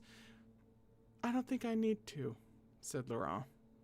The rise and fall of Laurent's hand was like the slide of Laurent's words, like every frustrating argument that they'd ever had, stymied, tangled up in Laurent's voice. He could feel the tension in Laurent, sharp like the feel of his own heartbeats. Laurent held his former mood within him, constrained, and converted into something else. He fought it as it rose inside him, striking out for resistant purchase in the silks above his head, but Laurent's free hand curtailed his movement, pushing down on him in hot, insistent command. He was caught unexpectedly in Laurent's eyes, and it hit, in a tangled burst, Laurent fully clothed above him, a prince in full panoply, his shiny boots alongside Damon's thighs. Even as Damon felt the first tremor rolling up his body, the moment was transforming, too much communicated between them. He felt suddenly that he should look away, that he should stop or turn back. He couldn't. Laurent's eyes were dark, wide, and for a moment looked nowhere but at him. He felt Laurent pulling back, pulling away, shuddering himself, trying but not quite able to manage a cool, snap withdrawal. Laurent said, "Adequate." Breathing roughened, still trembling with climax, Damon was pushing up, chasing the look in Laurent's eyes to catch it before it was gone. He caught Laurent's wrist, felt the fine bones and the pulse, before Laurent could rise from the bed. Damon said, "Kiss me." His voice was husky with pleasure that he yearned to share. He felt the warm flush that suffused his own skin. He had pushed himself up so that his body made a curve, the planes of his abdomen shifting. Laurent's gaze splayed out instinctively over him, then lifted to his own. He had caught Laurent's wrist before, to hold him back from a blow, a knife strike. He held him now. He could feel the desperate urge for retreat. He could feel something else too, Laurent keeping himself apart, as though, this act being finished, he had no template for what to do. "Kiss me," he said again. Dark-eyed, Laurent was holding himself in place as though pushing himself past a barrier, the tension in Laurent's body still telegraphing flight, and Damon felt the shock with his whole body when Laurent's gaze dropped to his mouth. His own eyes fell closed as he realized that Laurent was going to do this, and he held himself very still. Laurent kissed with a slight parting of his lips, as though he was unconscious of what he was asking for, and Damon kissed him back carefully, dizzy with the idea that the kiss would deepen. He drew back before it did, just far enough to watch Laurent's eyes come open. His heart was pounding. For a moment, looking felt like kissing, an exchange in which the distinctions of intimacy blurred. He was leaning in slowly, tilting Laurent's jaw with his fingers and kissing him softly on the neck. It was not what Laurent had expected. He felt the slight shock of Laurent's surprise, and the way Laurent held himself, as though confused as to why Damon wished to do this. But he felt the moment when surprise turned to something else. Damon allowed himself the minor delight of nuzzling. Laurent's pulse reached a little crescendo under his lips. This time when he drew back, neither of them broke fully from the other. He lifted his other hand to brush Laurent's cheek, slid fingers into his hair, shifting gold under his marveling fingers.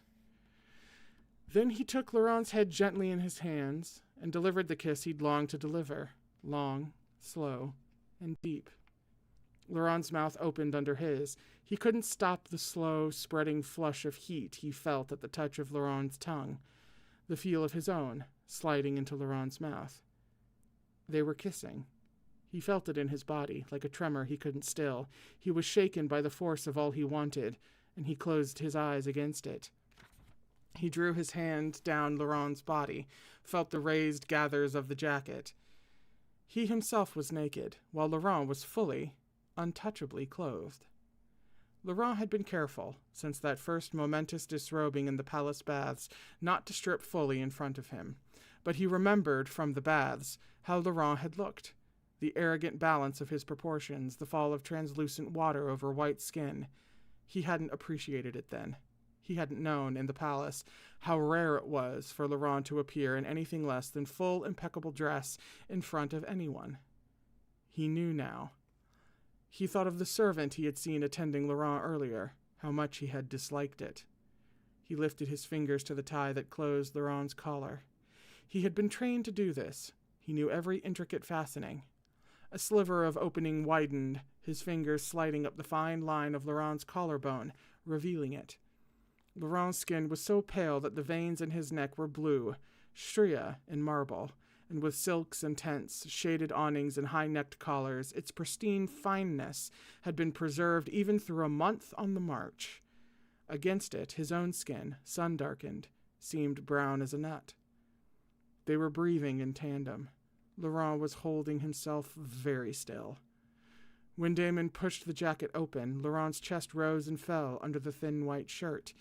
Damon's hands smoothed down the lines of the shirt and then, parting, opened it.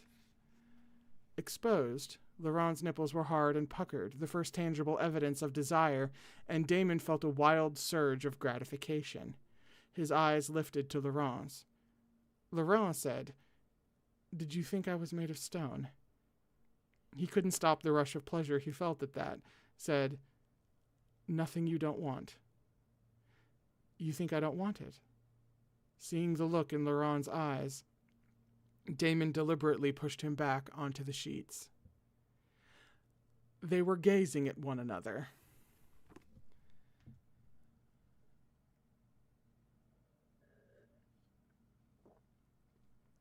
Everybody drink. You know the rules. Laurent was sprawled on his back, slightly mussed, one leg drawn up and pushed out slightly to one side, still wearing its immaculate boot. He wanted to slide his hands up Laurent's ribcage to his chest, press his wrists down into the mattress, take his mouth. He closed his eyes and called on a heroic effort of restraint. Opened them. Lifting a hand idly to the exact place above his head where Damon might have pressed it, Laurent gazed back at him through veiled lashes. "Like being on top, do you?" Yes. Never more so than this moment. To have Laurent beneath him was heady. He couldn't help drawing his hand down over Laurent's taut stomach, over the controlled rise and fall of Laurent's breath. He reached the faint line of hair, touched it with his fingertips. His fingers were now resting on the place where the line disappeared under symmetrical lacing. He looked back up, and found himself pushed backwards, sudden, unexpected impetus, and he sat back between Laurent's legs, a little breathless. Laurent had placed his boot flat against the plane of Damon's chest and pushed, and he didn't remove his boot from its position. He held Damon in place with it, the firm pressure of the ball of Laurent's foot a warning to stay back. The flare of arousal he felt at that must have shone in his eyes. Laurent said, "Well." It was a directive, not a warning. What Laurent was waiting for suddenly made itself plain. Damon put his hand around Laurent's calf, the other on the heel of his boot, and pulled it off. As the boot hit the floor on the side of the bed, Laurent drew back his foot and replaced it with the other. It came off as deliberately as the first. He could see the rise and fall of Laurent's breath near his hip bone. Despite the cool tone, he was aware of the extent to which Laurent was holding himself in place, allowing himself to be touched. Tension was still glinted in Laurent's body, like the shine on a blade edge that would slice you open at the wrong touch. He was suddenly shaky with everything he wanted. He felt dizzy with competing impulses. He wanted to be gentle. He wanted to tighten his grip. They were kissing again, and Damon couldn't stop touching him, couldn't stop the slow slide of his hands over Laurent's skin. There was an interval of touching, and Damon kissed him softer, sweeter. The edged seams and crisscrossings were distinct beneath his fingers. He pushed a finger between the lacing and fabric, felt the slow draw of the lace, growing longer as he reached the vertex. Meeting it suddenly, Damon pushed away and down, and Laurent half followed, hazily pushing up on one arm, uncertain, perhaps, of the purpose of this detour, until the moment Damon curled his fingers and pulled the fabric down to mid-thigh, then further. He tugged the pants down and off, smoothed his hand up Laurent's thigh, feeling it flex. Reaching the juncture between leg and hip, he thumbed it, feeling the pulse beat wildly under the very fine skin there. Damon let himself experience dizzily just how much he liked the idea of controlled Laurent betraying himself in salt-flavored need into his mouth. He touched it with his hand and encountered a texture like hot silk. Laurent had hitched up, his jacket and shirt pushed down to his elbows, holding his arms half restrained behind him. "I'm not going to reciprocate." Damon looked up. "What?" Laurent said, "I am not going to do that to you." "And so?" "Do you want me to suck your cock?" said Laurent, precisely, "because I don't plan to. If you are proceeding on the expectation of reciprocity, then you had best be forewarned that..." This was too convoluted for bedplay. Damon listened, satisfied himself that in all of this talking there was no actual objection, then simply applied his mouth. For all his seeming experience, Laurent reacted like an innocent to this pleasure. He let out a soft, shocked sound, and his body reformed around the place where Damon was giving his attention. Damon held Laurent in place, hands to hips, and allowed himself to enjoy Laurent's slight, helpless shifts and pushes, the quality of his surprise, and the hard act of repression that followed, as Laurent tried to even out his breathing. He wanted it. He wanted every stifled response. He was aware of his own arousal, half forgotten, pushing against the sheets. He drew up to the head and furled his tongue there, so well pleased with the experience that he lingered, suckling before sliding back down again. Laurent was, by far, the most controlled lover Damon had ever taken to bed. The head-tossing and cries, the easy open sounds of past lovers were in Laurent a single tremor or slight hitch of breath. And yet, Damon found himself primed to each reaction, the tension of his stomach, the faint trembling of his thighs. Damon could feel Laurent's cycle of reaction and repression beneath him, as impetus gathered, building in the lines of Laurent's body, and felt it stymied. As rhythm built, Laurent's body locked down, his responses repressed. Looking up, he saw that Laurent's hands were fists in the sheets, his eyes closed, his head turned to one side.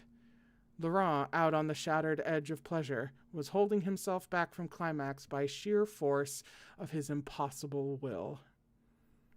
Damon drew off, pushed himself up to search Laurent's face.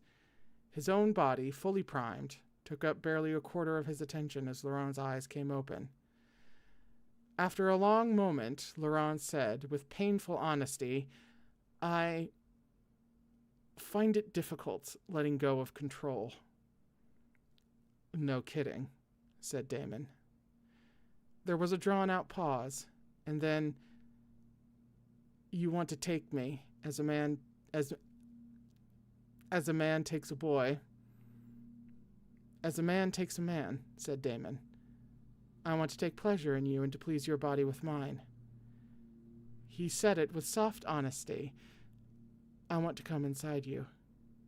The words rose like this feeling within him. "I want you to come in my arms." "You make it sound simple."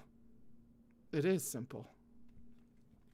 Laurent's jaw tightened. The shape of his mouth changed. "Simpler to play the man than to roll over, I venture." "Then tell me your own pleasure. Do you think I'm just going to flip you over and mount?" He felt Laurent react to the words, and the realization opened up inside him, like something tangible transmitted through the air. He said, "Is that what you want?" The words fell into a stillness between them. Laurent's breathing was shallow, and his cheeks were flushed as he closed his eyes, as though he wanted to block out the world. "I want," said Laurent, "I want it to be simple." "Turn over," said Damon. The words rose up from within him, a low, soft command full of surety. Laurent closed his eyes again, as if in decision. Then he acted. In one smooth, practiced motion, Laurent turned onto his stomach, yielding to Damon's gaze the clean curve of back and buttocks, the latter canting slightly upwards as his thighs slid apart. Damon wasn't prepared for it. To see him present that way. The scintillant unfolding of limbs. It was nothing he ever thought Laurent would... This was where he wished himself to be, where he hoped he'd barely let himself hope. They both wished him to be, but the words he'd meant as a prelude had brought them here before he was ready. He felt nervous suddenly, green, as he hadn't felt since he was 13, uncertain of what lay on the other side of this moment, and wanting to be worthy of it.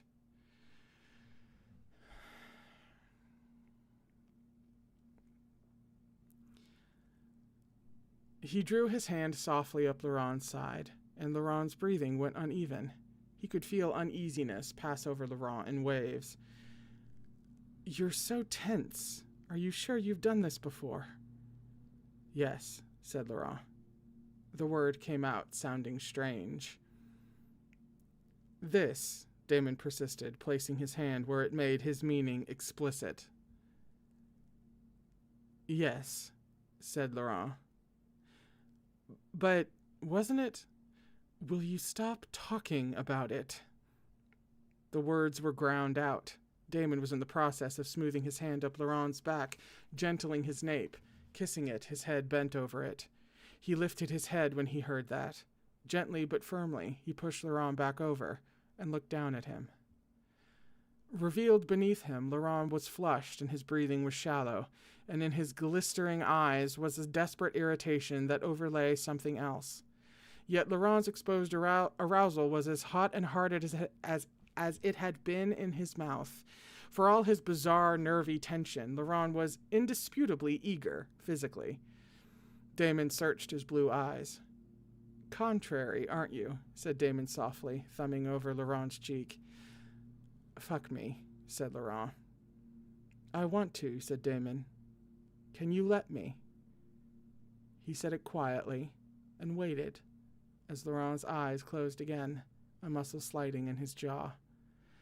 The idea of being fucked very clearly had Laurent out of his mind, as desire competed with some sort of convoluted mental objection that really needed, Damon thought, to be dispensed with. "I am letting you," said Laurent, the terse words pushing out. "Will you get on with it?" Laurent's eyes opened, meeting Damon's gaze, and this time it was Laurent who waited, heat in his cheeks at the silence that opened up around his words. In Laurent's eyes, impatience and tension overlay something unexpectedly young and vulnerable. Damon's heart felt exposed, outside of his chest. He slid his hand up the length of Laurent's arm where it lay outflung above his head, and, catching hold of Laurent's hand, he pushed it down, pressed their palms into one another. The kiss was slow and deliberate. He could feel the light trembling in Laurent's body as Laurent's mouth opened under his. His own hands felt unsteady. When he drew back, it was only far enough to find Laurent's gaze again, seeking assent. He found it, alongside a new flare of tension. Tension, he understood, was a part of it. Then he felt Laurent press a glass phial into his hand. Breathing was difficult. He could look nowhere but at Laurent, both of them here with nothing between them, and Laurent allowing it.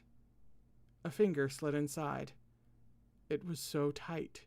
He moved it back and forward, slowly. He watched Laurent's face, the slight flush, the fractional changes of his expression, his eyes wide and dark. It was intensely private. Damon's skin felt too hot, too tight. His ideas of what might happen in bed with Laurent had not moved beyond an aching tenderness, which was only now finding physical expression. The reality of it was different. Laurent was different.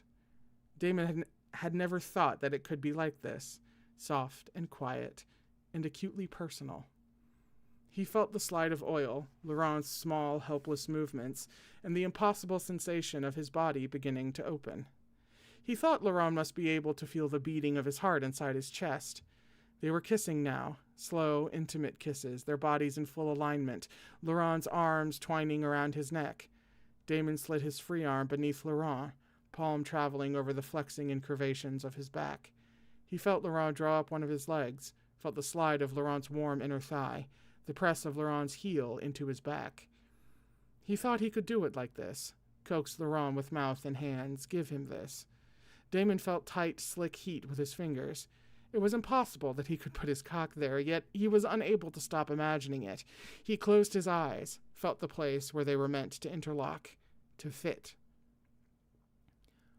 "I need to be inside you," he said, and it came out raw with desire and the effort of restraint. The tension in Laurent crested, and he felt Laurent push it down as Laurent said, "Yes." He felt a rush of that sensation that pushed at his chest. He was going to be allowed this. Every connection of skin against skin felt too hotly intimate, yet they were going to draw closer. Laurent was going to let him in, inside him. That thought came over him anew. Then it was happening, and he couldn't think of anything but the slow press forward into Laurent's body. Laurent cried out, and his world became a series of fractured impressions. The head of his cock pushing into oiled heat, and the simultaneous feedback of Laurent shuddering, the slide of muscle in Laurent's bicep, his flushed face, the half-fall of his yellow hair. He felt some sense that he needed to hold on to this, to hold it tight and never let it out of his grip. "You're mine," he wanted to say, and couldn't. Laurent didn't belong to him. This was something he could have only once. His chest hurt. He closed his eyes and forced himself to feel these slow, shallow thrusts. The slow push and drag, that was all he could allow himself. His only defense against the instinct that wanted to push inside, deeper than he'd even been, to plant himself inside Laurent's body and hold on to this forever. "Laurent," he said, and he was breaking apart. "To get what you want, you have to know exactly how much you are willing to give up." Never had he wanted something this badly, and held it in his hands, knowing that tomorrow it would be gone, traded for the high cliffs of Ios, and the uncertain future across the border, the chance to stand before his brother, to ask him for all the answers that no longer seemed so important. A kingdom, or this. Deeper was the overwhelming drive, and he fought it. He fought to hold on, though his body was finding its own rhythm, his arms winding around Laurent's chest, his lips at his neck, some close-eyed desire to have him as close as possible. "Laurent," he said, and he was all the way inside, each thrust driving him closer to an end that ached inside him, and still he wanted to be deeper. The full weight of his body was on Laurent now, his full length moving inside, and it was wholly sensate, the tangled sound Laurent made, newly, sweetly inarticulate, the flush on his cheeks, the averted twist of his head. Sight and sound melded with the hot push into Laurent's body, the pulse of him, the tremor in his own muscles. He had a sudden splintering image of how it might be, if this was a world where they had time.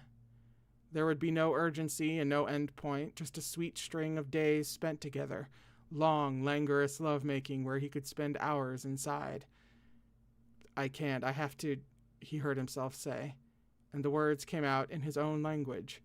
Distantly, he heard Laurent answer him in Varetian, even as he felt Laurent begin to spill, the pulsing jerk of his body, the first wet stripe of it, hot as blood.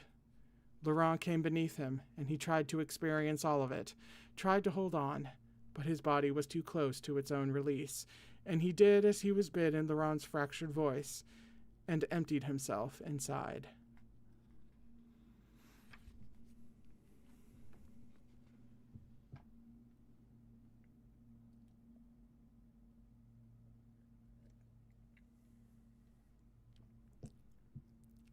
That's the end of the chapter.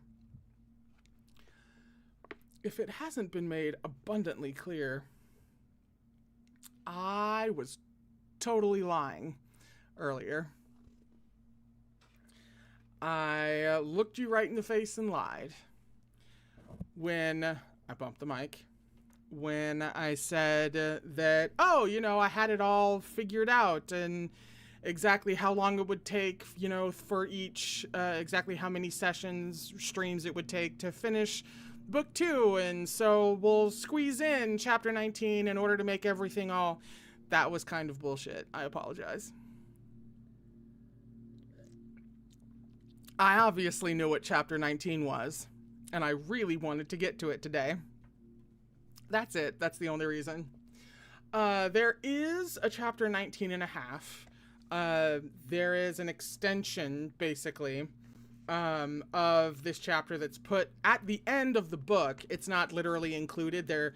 It doesn't go from chapter 19 to chapter 19 and a half, But we will be reading chapter 19 and a half when we get back next week, as if it was just naturally put between chapter 19 and 20, because I believe that's just how it reads, if I remember correctly. And you can also see why I was really mean earlier and went for, you know, the break when I did, because it's kind of all one long thing from then on. So I forgot to say it at the beginning of the stream again, but if you would like to get book 1 of Captive Prince, titled Captive Prince, if you would like to get book 1 in this trilogy, if you'd like to win it, we are doing a giveaway. Please comment below, in an actual comment, not in the chat, but in a comment below on this stream, and just say that you would like to be entered. You only need to enter once. And then at the next stream on Tuesday, which will be most definitely when we finish this Princess Gambit, I will announce the winner. So that is the deal. Please comment if you haven't entered already. And I'm gonna, well, probably reread this chapter, to be honest, because I mean, obviously I was dying. I was flailing. There are so many moments in there that are hot, obviously, but brutal and emotional and telling, and the subtext, particularly Laurent's subtext that we're all very aware of, is at its most brutal, if I remember correctly, at its most brutal here. And we hate her. I hate her. C.S. Baka. I hate her. I don't understand how she did this, but she did this. And now, as we get to the end of the second book, you can kind of understand when I say that I read this entire trilogy the first time in like 48 hours. I literally did nothing else. Once I started reading, I did nothing else until I was done. I literally slept, woke up, and read, and went back to sleep. Like, that's all I did. And you can now kind of see why. So that is it for Captive Prince this week. I hope you have a delightful weekend. That's a pretty good start if I do say it, you know, myself. Having a stream like this, it's a pretty good start to weekend vibes.